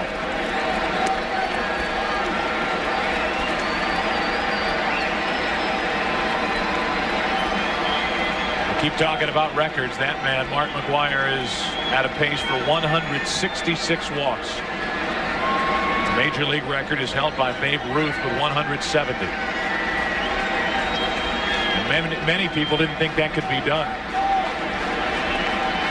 2 on, 2 out, and Langford shoots one into deep right center, at the track, at the wall, 3-run homer, 5-2, St. Louis.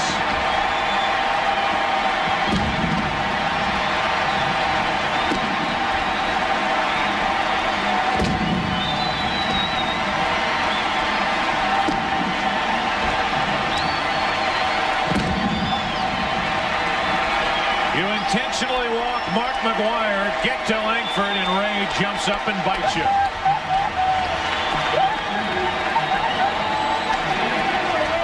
The lower the pitch, the harder he hits it. That looks like a splitter. Ray Langford does not miss pitches around the knees. And that's part of the reason Mark McGwire has not been intentionally walked since August 12th. Ray Langford having a big year behind him in the order. You got to have that protection. Mark McGwire called Ray Langford, and this crowd wants a curtain call.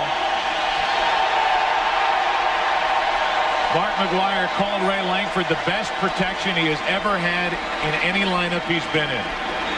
That was an off-Broadway curtain, by the way. It was. 2 out, nobody on, and a ball high to Gant.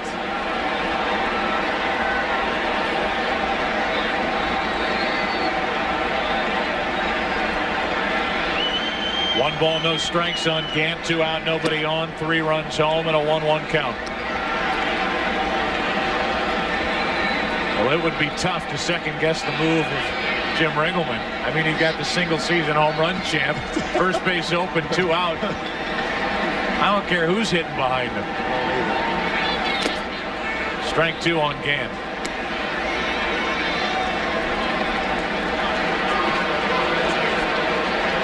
Langford is the man hitting behind him.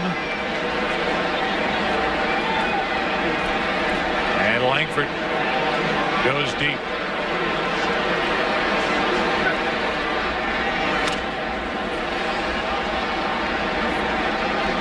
Tim, you mentioned Tony La Russa's week. Losing his mother over the weekend.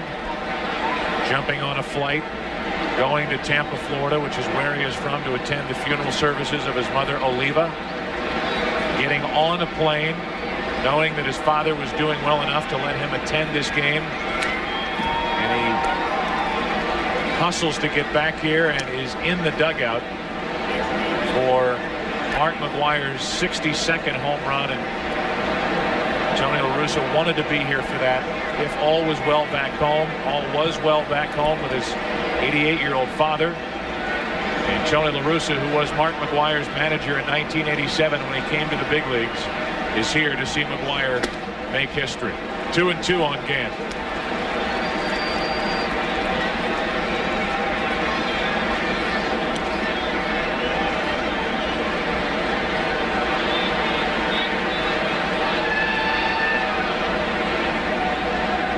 Base is empty, 2 out, and Gant gets into on the center. Deep center, back-to-back, 6-2 Cardinals.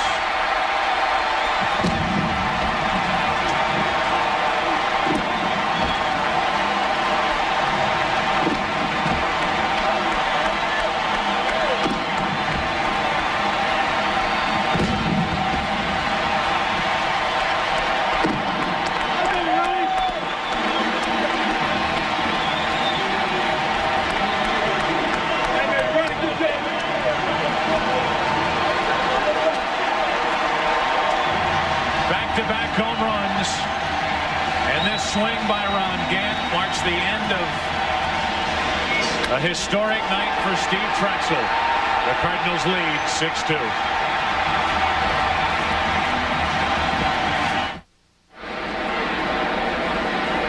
Welcome back. A 1-ball, 1-strike count. Terry Mulholland into the game for the Cubs in relief of Trachsel, who goes 5 2/3 innings. He's on the hook for the loss. Unless the Cubs rally, they trail 6-2. 2 out, nobody on, and ball 2 down and away to Mabry, 2-1. And unless the Cubs can catch the Cardinals in 9 innings and tie it, Kent Mercker will be the winner.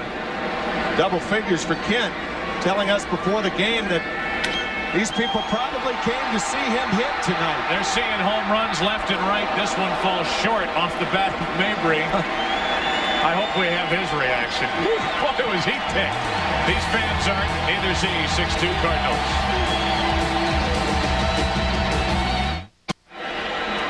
Well, tonight's Skyview coverage from the Bud One Airship is brought to you by Brewery Fresh Budweiser. There's a look at the Bud One Airship, the official beer of Major League Baseball. Wish you guys and gals were down here, high above. As tonight, Mark McGwire hits number 62, a 341-foot laser line drive over the wall and left. And Rick Croushore is the new Cardinal pitcher just recalled. J.D. Drew stays in the game and takes over in left field. And the reports on him in the outfield are just sit back and watch. 1-ball, 1-strike. They say he can play the outfield like few have been able to play the outfield. They like him eventually in center field.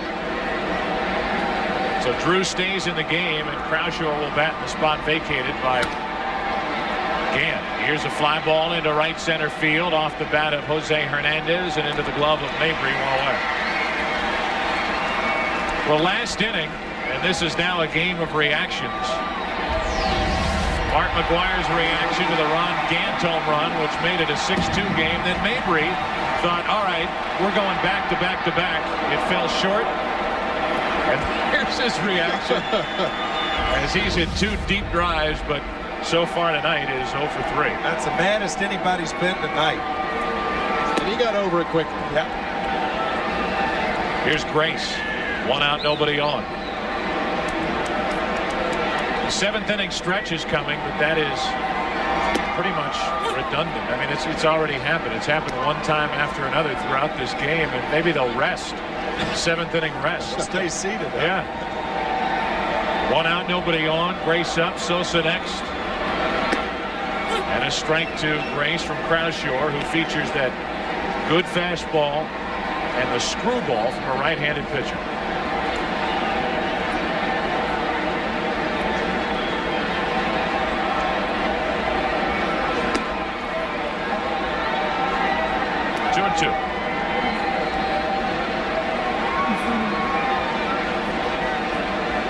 Well, you will know more and more about Steve Trachsel. You have to give him a lot of credit here tonight.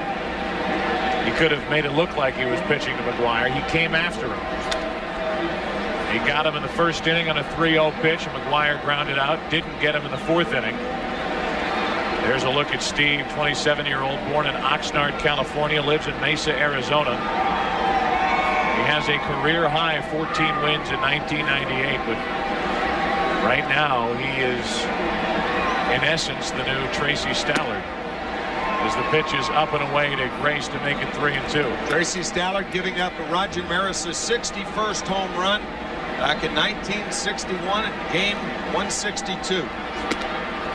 That's up and away for a one-out walk. The Cubs need a rally here, and they have the right combination. A walk to Grace and Sosa coming to the plate.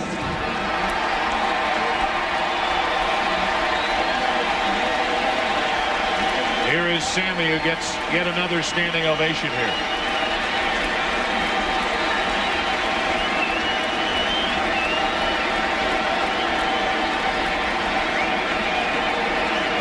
This night would be complete if Sosa hits a home run. With 58 and 140 RBIs. And a ball from Croushore.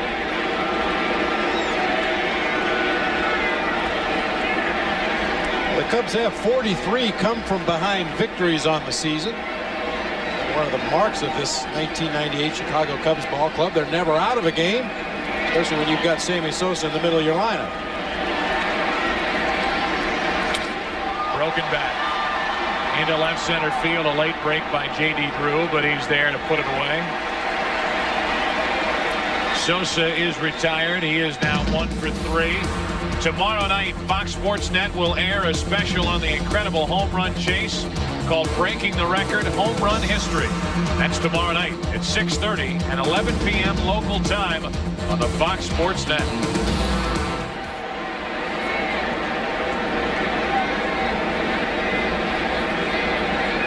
You know how that show's going to end tomorrow night. Into center field, Glenn Allen Hill gets a base hit. Grace stops at second. It's 2 on, 2 out. And the Cubs hoping for a big rally, and they have red-hot Gary Gaetti, who came in with a .383 average in 18 games for the Cubs, and tonight 2 out of 3.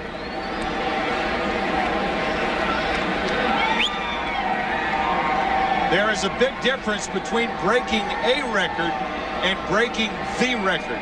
And tonight, Mark McGwire broke the record that most people think is the most revered in any sport. Home runs in a single season.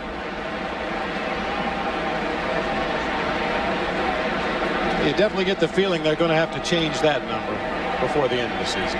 Maybe several times. Everybody has to look around them and wonder what, as Lance Painter gets ready, what memorabilia they can take away from this night. Somebody's going to get that banner up there, you know that. Right. Might be hung outside Mark's off-season home back in California. Look good in my basement. 2 on, 2 out. Gaetti takes a ball low from Croushore. Final score, the Phillies embarrassing the Mets 16-4. So the Cubs at the very worst will be tied with the Mets at the end of the night in the wild card chase. And there the Mets a half game out. If the Cubs fail to rally, they'll be back even. But then you start looking at the Giants again. The Giants starting the night tonight now 2 games back. And they are leading at San Diego 1-0 in the first inning. There's a strike, and it's 2-1 on Gaetti. 2 on, 2 out. San Francisco, San Diego gave Kirk Reeder, the left-hander, against Andy Ashby. Nomo was the starter in the Mets game today.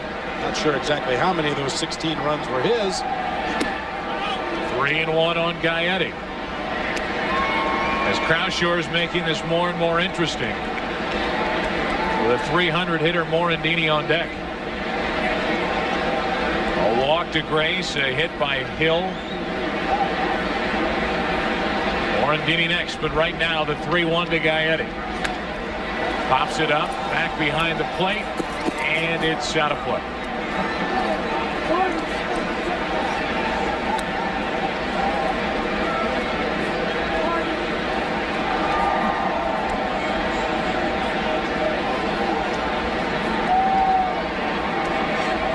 Tony La Russa and the Cardinals will head to Cincinnati after tonight's game. I think that'll be a fun flight.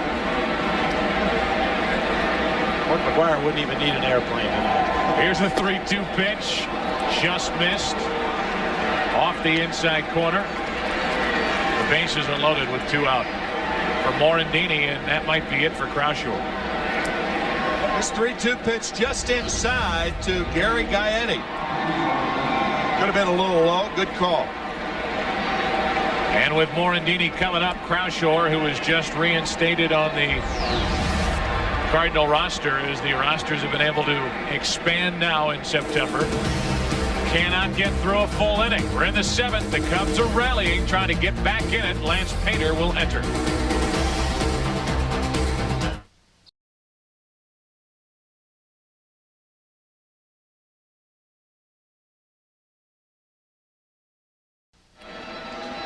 Lance Painter takes over, third pitcher of the night for St. Louis, second of the inning, and he inherits a bases-loaded 2-out Mickey Morandini situation.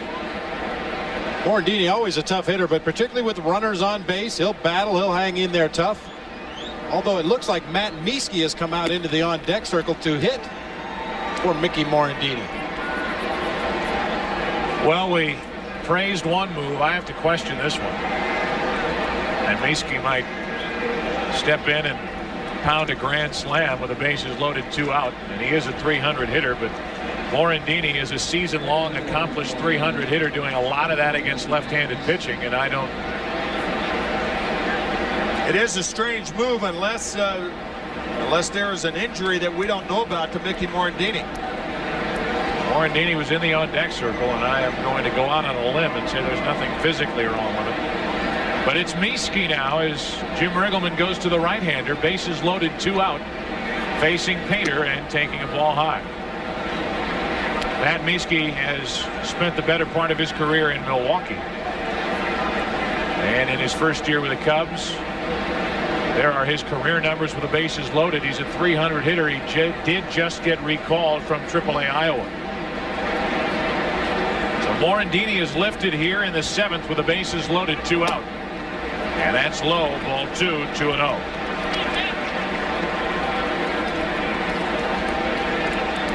Morandini is 0 for 7 lifetime against Lance Painter, if you want statistics to back you up. But you can see Mickey shaking his head over there.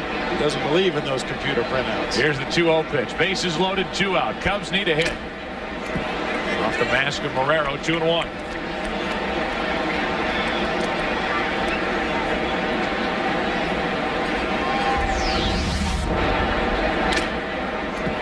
Think being a catcher is easy, huh? A lot of people think shots like that don't hurt, but they do. It'll rattle your cage, cross your eyes for a few minutes. Now the 2-1 pitch to Mieske with the bases loaded 2-out. Into center field, Langford over to get it. The Cubs threaten but do not score. They leave 3 and have stranded 11. Bottom of the order coming up for the Cardinals on a historic night in St. Louis. This special edition of Fox Saturday Baseball is brought to you by Blockbuster Video, where you'll find more copies of new releases. Go to Blockbuster and go home happy.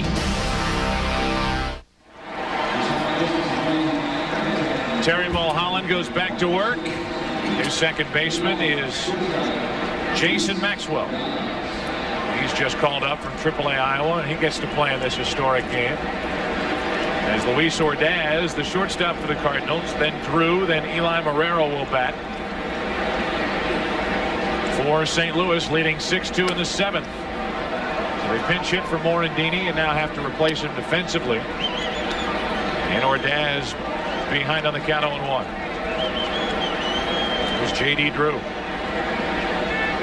From the Northern League to a new contract to Double-A Little Rock to Triple-A Memphis to the Cardinals. What a year. And to a major league debut on a night in which Mark McGwire hits number 62. And prior to that, laying out a professional ball for a year because the Philadelphia Phillies couldn't sign him, couldn't get together with numbers. 1-1. Ordaz chops it foul. Now, I hope J.D. knows it's not like this every night around here. Yeah, right.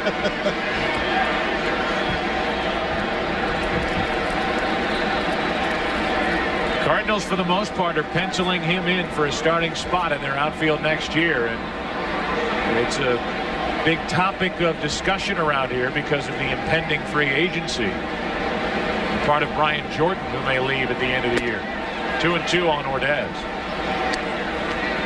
Well, it's going to be a tough go for J.D. Drew the remainder of this season and into next year as you get a look at Brian Jordan sitting this one out tonight.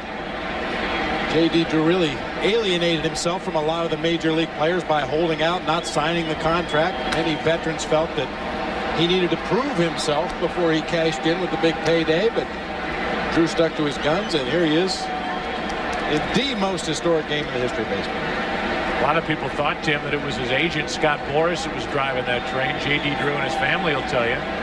It was J.D. Drew and his family that were driving that train. But it wasn't Boras trying to make a statement. The 2-2 to Ordaz is to the second baseman, Maxwell, just into the game. His first put out goes without a hitch, one away. And the final number, from what I understand, a little over $8 million as a bonus. That is whether he makes it or not. And, bonuses have gone up since I was playing. No kidding. Is it hypocritical at all for major leaguers to make the comments that some made publicly about J.D. Drew with regard to holding out for the money? Perhaps. Yeah, that's a good point. Come on. Into left center field off the bat of Drew. Lance Johnson to his right, 2 out.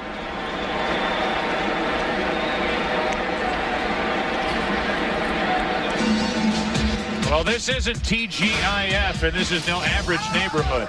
Catch the series premiere of Living in Captivity and the season premiere of Getting Personal. It's all a part of Wild Thing Friday, starting at 8 Eastern, 7 Central on Fox. Friday night.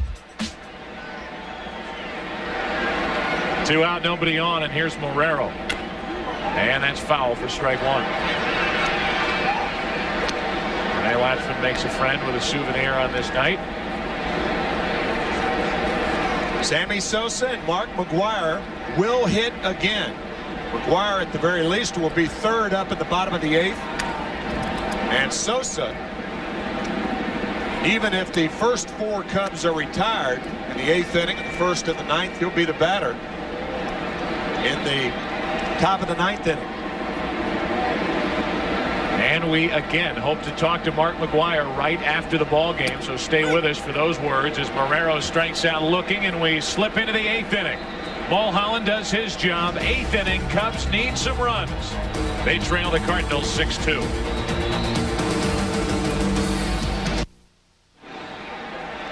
Here is our Toyota game summary. Mark McGwire hits his 62nd home run of the season, an all-time record. Period. What more do you want? The Cubs want a lot more. They trail 6-2, and they get a leadoff base hit from Scott Service. On our Toyota game summary, Sammy Sosa 1 for 3 with a single and a walk, and everybody around here pulling for a Sosa home run. Mark Grace, an RBI single in the first. Gaetti did the same, and the Cardinals 5 runs in the 6th inning, including home runs by Langford and Gant. They went back-to-back. A look at the Bud 1 airship overhead here in St. Louis, downtown St. Louis, the world headquarters of Anheuser-Busch. And Budweiser is the official beer of Major League Baseball. They help bring you the pictures from above. A leadoff hit, and now Manny Alexander is at the plate pinch hitting, and he takes a strike. Joe, Bob, I'll tell you what I want. I want to see Sammy Sosa batting with the bases loaded and 2 outs and hit a grand slam home run. Hey, this is a movie, isn't it? Certainly feels like it, doesn't it? It does. Are we collectively Joe Bob now? Yeah, All Joe right. Bob. Well, I'll take it.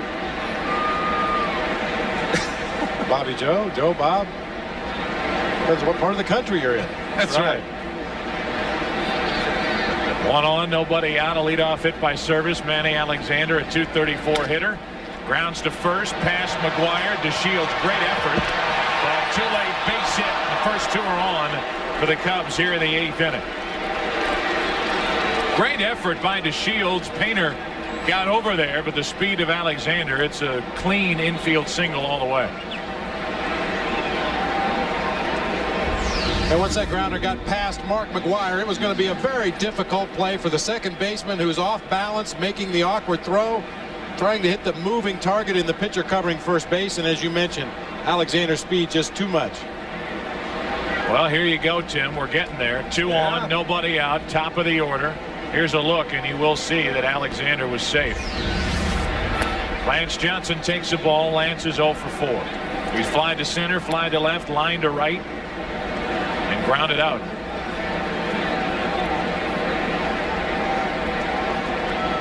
Action starts for the Cardinals in their bullpen, and there's action for the Cubs in their bullpen. We got action. 2 on, nobody out, and Johnson takes a strike. 1-1.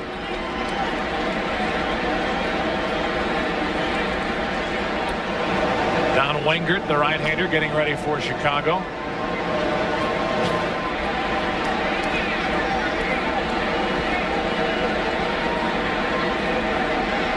Two on, nobody out, and a 1-ball, 1-strike count on Johnson. And a visit to Painter while they get John Frascatore ready in the Cardinal bullpen. By the way, after tonight's game is over, there is postseason in baseball this year, right? There is. Right, the World Series. It will happen. Wild card, National League Championship Series, American League. You know, you would think this is the 7th game of the World Series. That's the feeling it has to me. I would agree with that, and I would also add that as Johnson takes a pitch low to make it 2-1, this season is setting up for an extremely exciting postseason and World Series, and of course could be blamed for self-serving reasons for saying that, but I think people who watch this game day in and day out believe that. 2 on, nobody out, 2 balls and a strike on Johnson, and 2-2 as all of a sudden the high strike is being called, which is to the delight of Lance Painter. Since he's thrown a couple pitches up near the top of the zone. Now, this entire baseball season has been kind of a can you top this? Yeah. Good numbers for Johnson with runners in scoring position. He has a man out there. Lays off, and it's 3-2. Ken Griffey Jr. satisfying the Pacific Northwest with 50 home runs. San Francisco with a possible wild card. The San Diego Padres with a marvelous ball club. Houston, a very dangerous club. Off the plate, the Cardinals will get only one. The Atlanta Braves are the Atlanta Braves again. We'll put that on hold, and we'll show you, Tim and Bob and the rest of our viewers, the reaction from across the country when Mark McGwire connected. I'm Vision Board here at Veterans Stadium.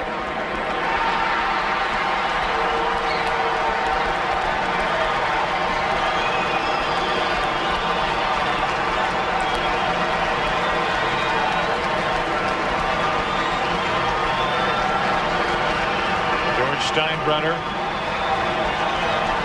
That is obviously the view from a big screen, probably at Fenway, with the Yankees and Red Sox playing there, and George Steinbrenner standing and applauding.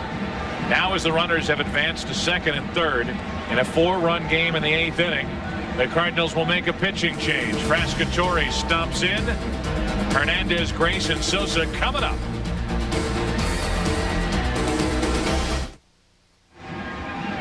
Well, Sammy Sosa, Tim, probably thinking along the lines that you were earlier, hoping he gets a chance, and there is a way he could bat in this inning, representing the tying run.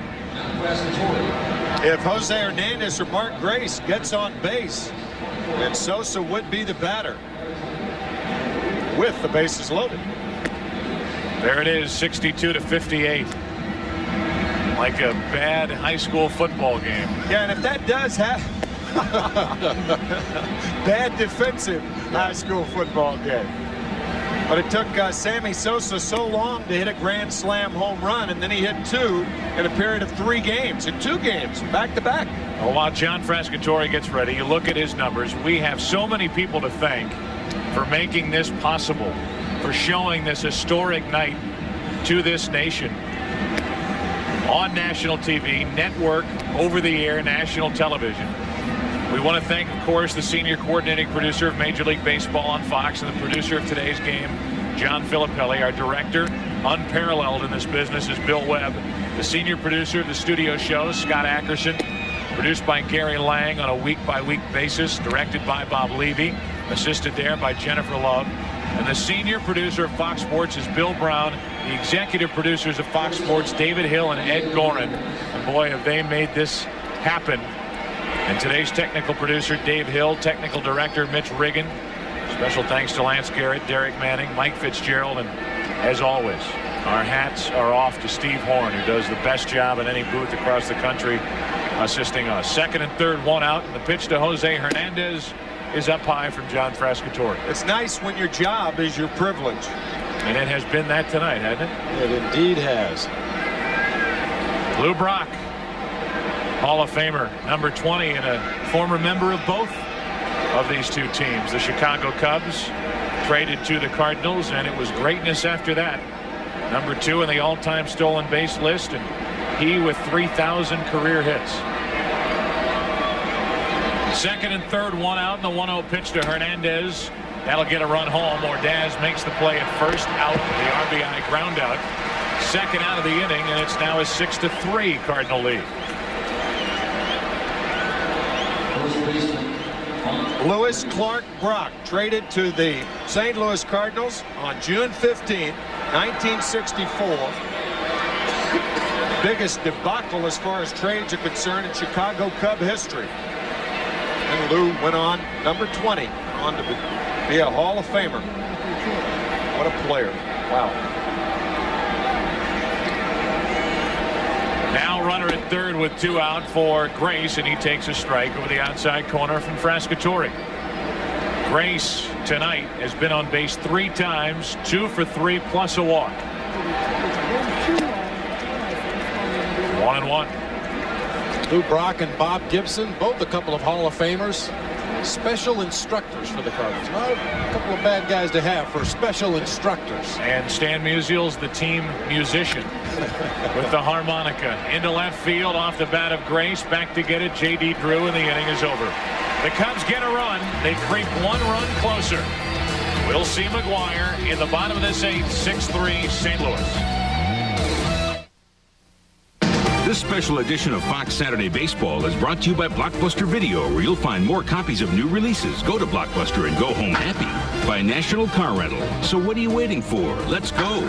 And by the Toyota Solara Coupe, an entirely different kind of Camry. It's for you.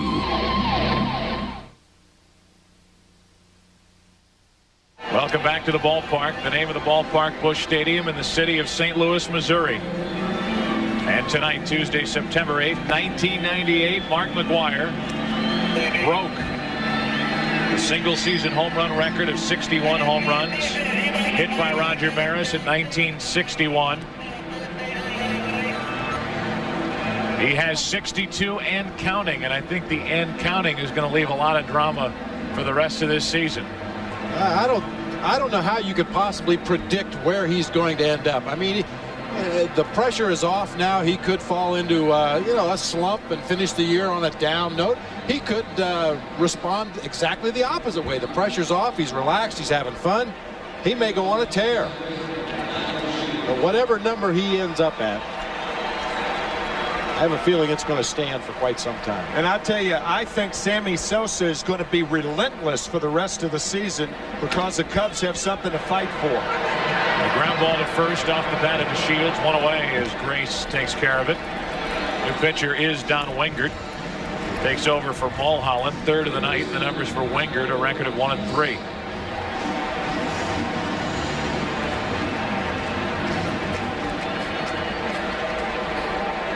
Here's Tatis, 0 for 3, hitting in front of McGwire tonight. Manny Alexander now at second base as they take Jason Maxwell back out of the lineup. 1 out, nobody on, and a strike is poured into Tatis. Well, soon I will be leaving you two. Headed down to hopefully corral Mark McGwire for an interview after this game, and that's going to be, I want your best wishes as you send me down there. Good luck to you. You may never see me again. Good luck to you. Okay. We're behind you winter time. 0-2 on Tatis. He left in the 8th and was never heard from again. 1-2. Well, I can't help but think every time I see Matthew McGwire down there as the bat boy. I have a son about his age, and when he goes back to school, whether it be tomorrow or the day after, has to turn in that composition, what I did on my Labor Day vacation. 2-2. Let's see. I got to fly on a jet, go to St. Louis, and watch my dad set the all-time single-season home run record in Major League Baseball. I think he'll get an A. He'll end it with any questions? Yeah. Well, the questions will be put to Mark McGwire after this one as Tatis strikes out looking, and in walks Mark McGwire, the hero of the night right now. The hero of the 1998 season. One more standing ovation here in the 8th inning for Mr. 62.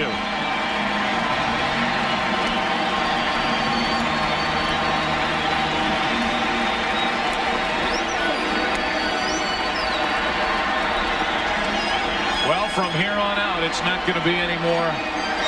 Is he going to break it? It's going to be how many is he going to hit? Since the record, number 62, he's been intentionally walked in the 6th inning.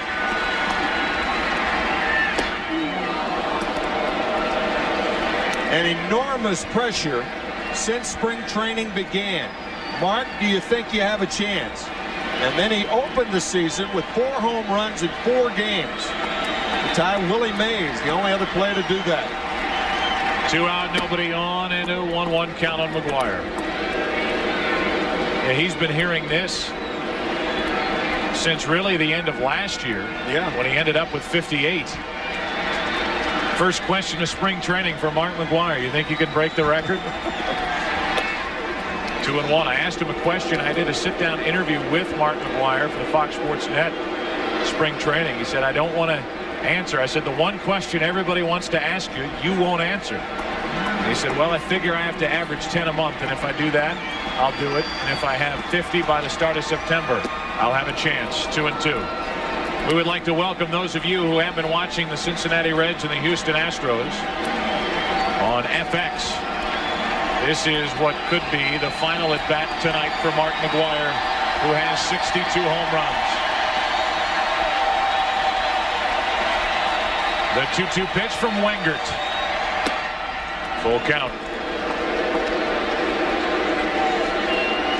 A perfect example in this at bat against Don Wengert of how pitchers try to get Mark McGwire out. Sweeping, breaking balls away off the outside corner and high fastballs up above the letters. Here it comes on 3-2. A 2-out walk. So after the record, an intentional walk and now an unintentional walk. But if you want to get an asterisk out for that one, you can go ahead. Maybe unintentional in the books, but Wengert was not going to groove one on 3-2. So the walk continues the inning, and it ends the night for Don Wengert with Langford coming up. He's already burned the Cubs tonight once.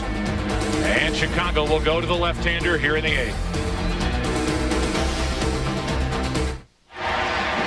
Well, folks, at the end of the game, we hope to speak with Mark McGwire and recap his magical season. Then, for the most extensive coverage of this home run chase and all the post-game activities, turn to Fox Sports News Primetime, following this game on your Fox Sports Net regional channel. McGwire is at first after the walk, and the batter is Ray Langford. Langford is 1 out of 3, but the one is a big one. A 2-out, 3-run home run his last time up. Guys, how much can the Babe stand? Mark McGwire passes him. Ruth's record of 60 home runs stood for 34 years until Maris in 61. So he passed him long ago. And now he's on pace for 167 walks. Ruth's record there is the major league record of 170. That could be eclipsed, which would be incredible that he could do both in the same season. Because Babe Ruth did not hit 60 home runs and set the National League or the American League record, Major League record for walks in the same season. He walked 170 times in 1923 and homered 60 times, of course, in 1927.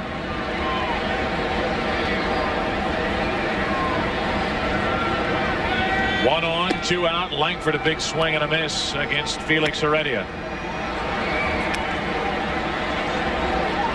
Heredia, the numbers, he was a trading deadline acquisition by the Cubs from the world champion Marlins. By the way, they too have been mathematically eliminated. Somewhere close to the All-Star break. 1 on, 2 out, a ball and 2 strikes. Langford waits. 2-2.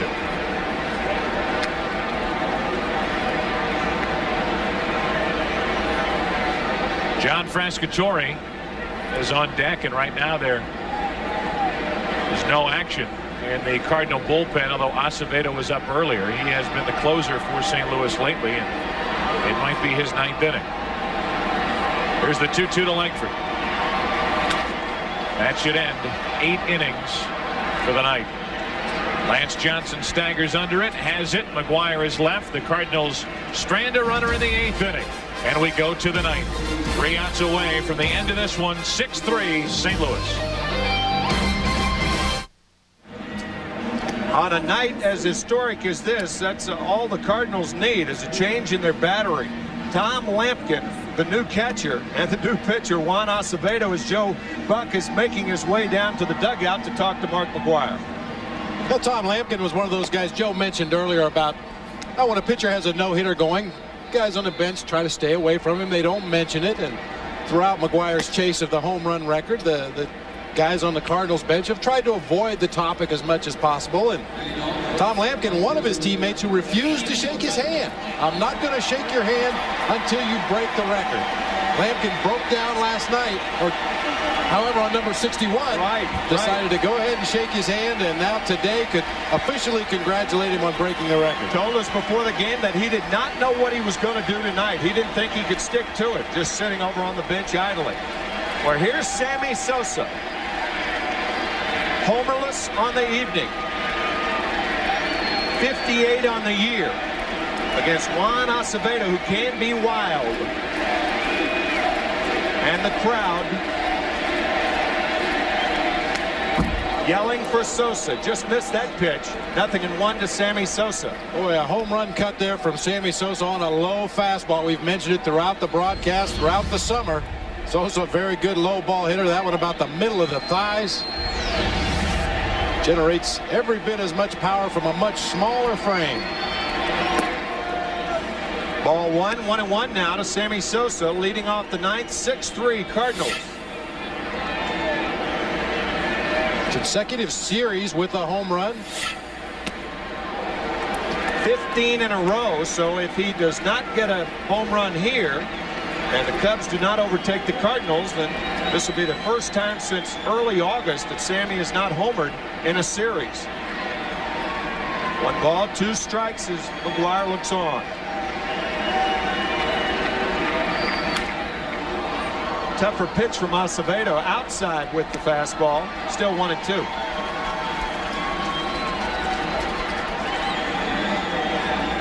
You wonder if Sammy Sosa has a sense of relief that McGwire's finally broken the record. It's a good point.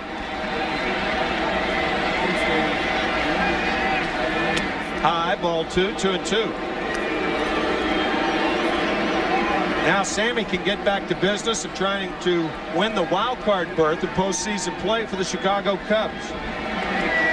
2 guys from totally different cultures. And Sosa down on strikes.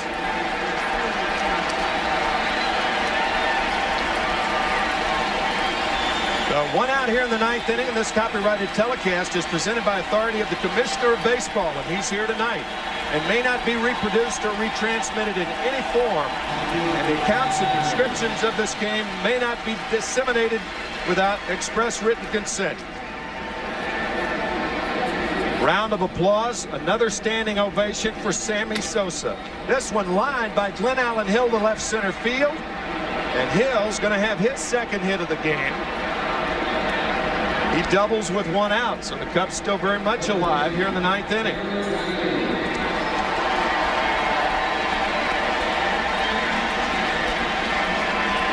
Gary Gaetti coming up. We talked about Sosa earlier, mentioning that he was from the little bastion of baseball strength down in the Dominican Republic, San Pedro de Macorís.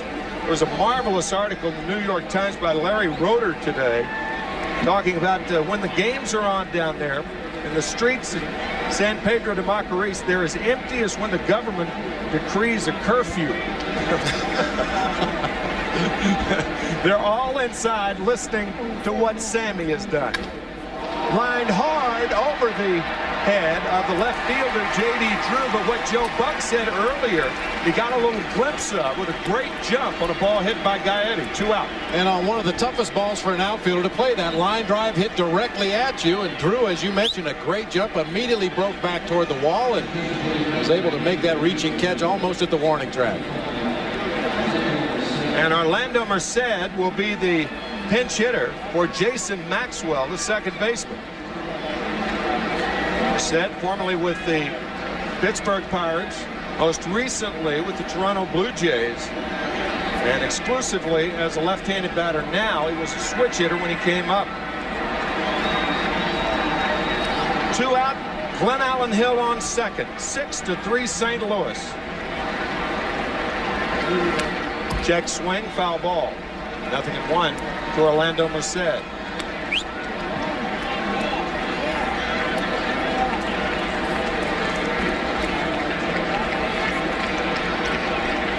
Hot off the press. The Bulldog edition.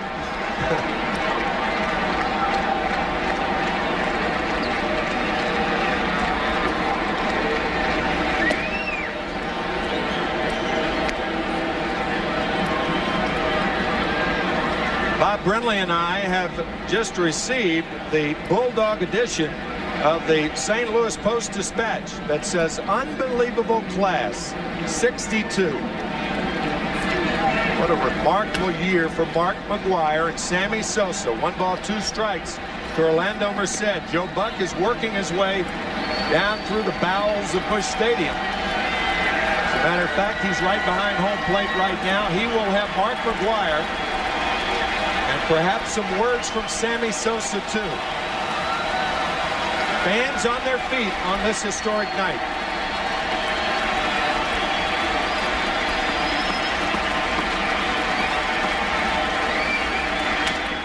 Punch foul. That delays further elation here in St. Louis.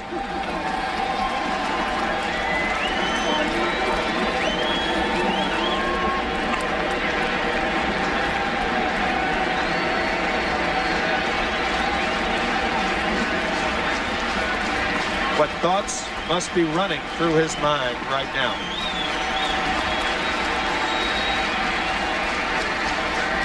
Curveball way high, 2-2 now to Merced. Well, Mark has been so accommodating to the press. Post-game media sessions after every ball game that go on and on and on. And I imagine this is one that he's looked forward to and is anxious to put behind him. Finally, with a chance to be somewhat pensive.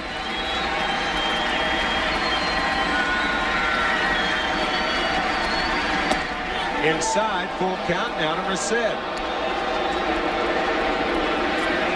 On deck batter, Scott Service, and should Merced get aboard, and Service will represent the potential tying run.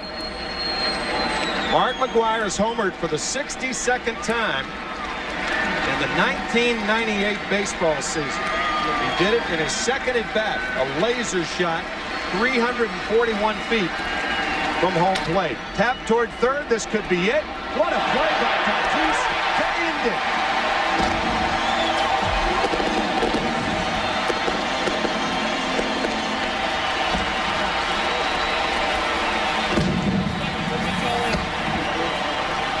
We are planning, and Joe is down on the field right now. We're planning to have an interview with Mark McGwire.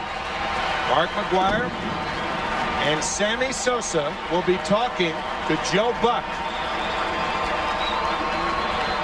and Steve Lyons. Winning pitcher Kent Merker, his record 10-11. Losing pitcher Steve Traxel, his record 14-8. Joe talked about it earlier. For Steve Traxel, he will be forever remembered, and baseball history is giving up Mark McGwire's 62nd home run, a solo shot here tonight. We'll get one more look at the historic home run off the bat of Mark McGwire, as Tim mentioned and Joe earlier. An absolute laser beam to left field. The only question was, is it high enough to clear the fence? Obviously it was. I still love that shot. Dave McKay bringing McGwire back to make him touch first base because he was so happy and emotional he jumped over the bag. What a trip. There's Mark McGwire with a big hug to his son Matthew after crossing home plate. A hug for catcher Scott Service. A hug for the Maris family. You get the feeling Mark McGwire would have hugged every person in this stadium tonight if time allowed.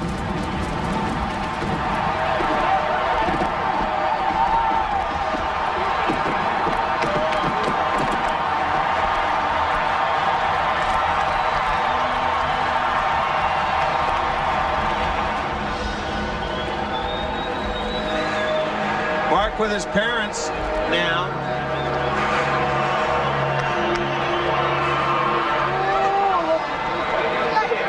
Enough emotions for you tonight, partner? Oh, man, I'll tell you. It's been hard to talk at times. I can only imagine the feelings that must be running through that young man right now. I think we're about to find out as we go down to Joe Buck and Mark McGwire on the field. Joseph? All right, Tim, thank you very much. You've hugged everybody else, pal. I want one. Give me a hug.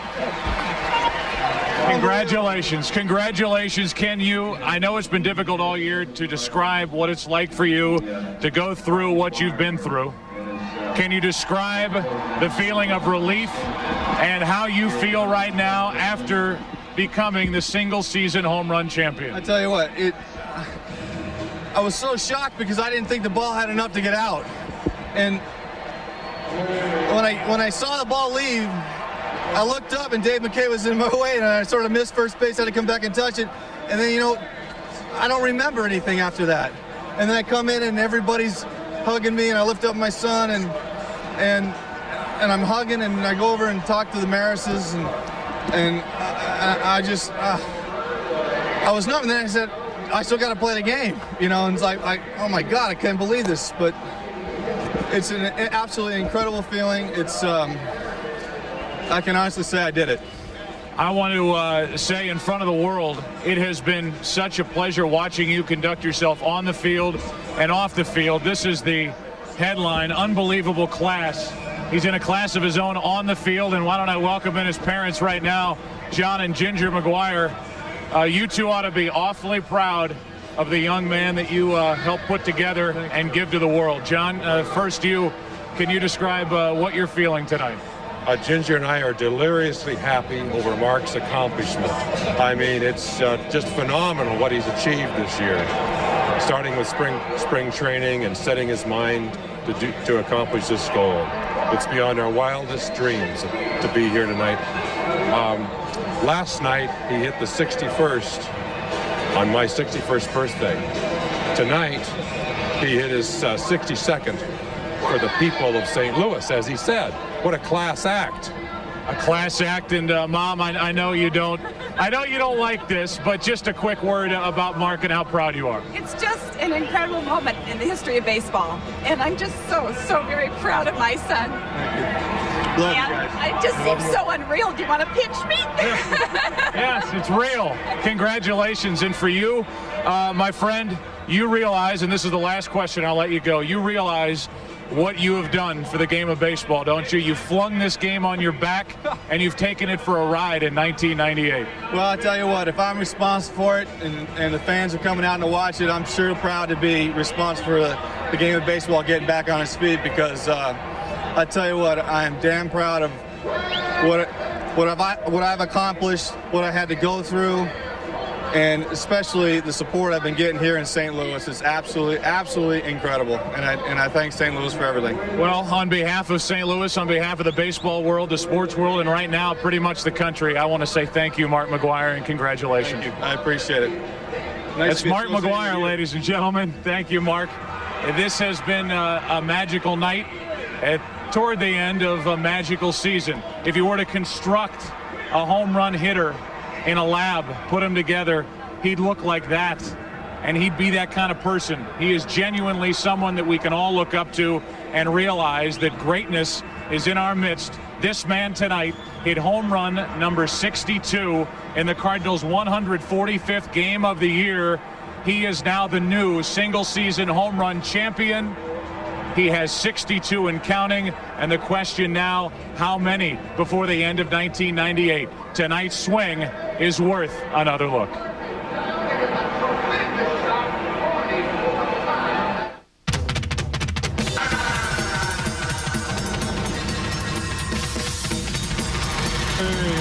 Ball in the left. That ball carries to the track. Might leave the park. He did it. A grand slam. And it's 4-0. McGwire with number 1. And there it is. Look at this baby. Into the upper deck. Off the facade up there. Number 17. Wasn't any doubt about this one going to the yellow line. Woo!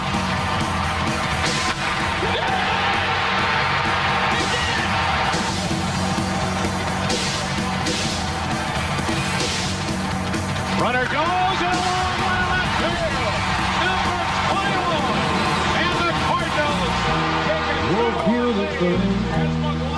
Our heroes prove in liberation.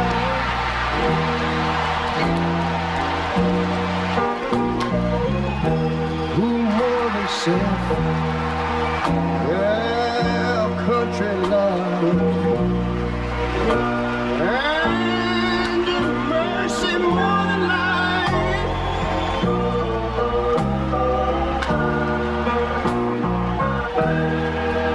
America, America, may God thy gold refine.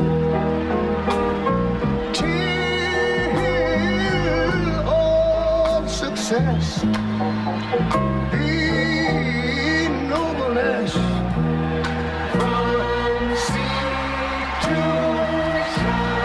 shining sea.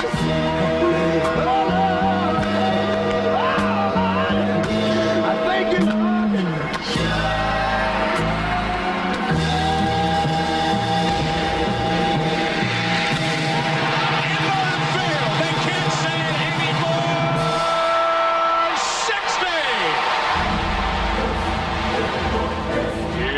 Comes to McGwire.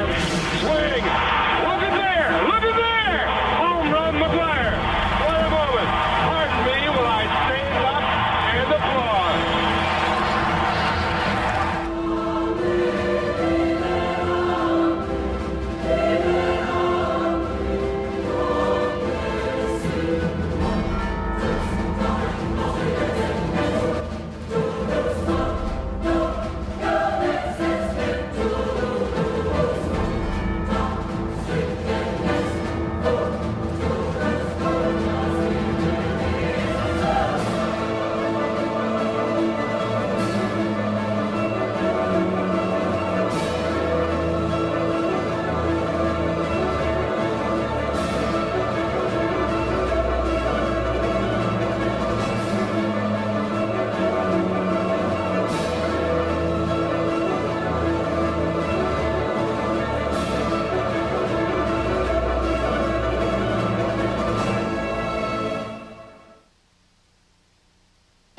This has been a presentation of Fox Sports, where legends are made, where champions are crowned, where dreams come true.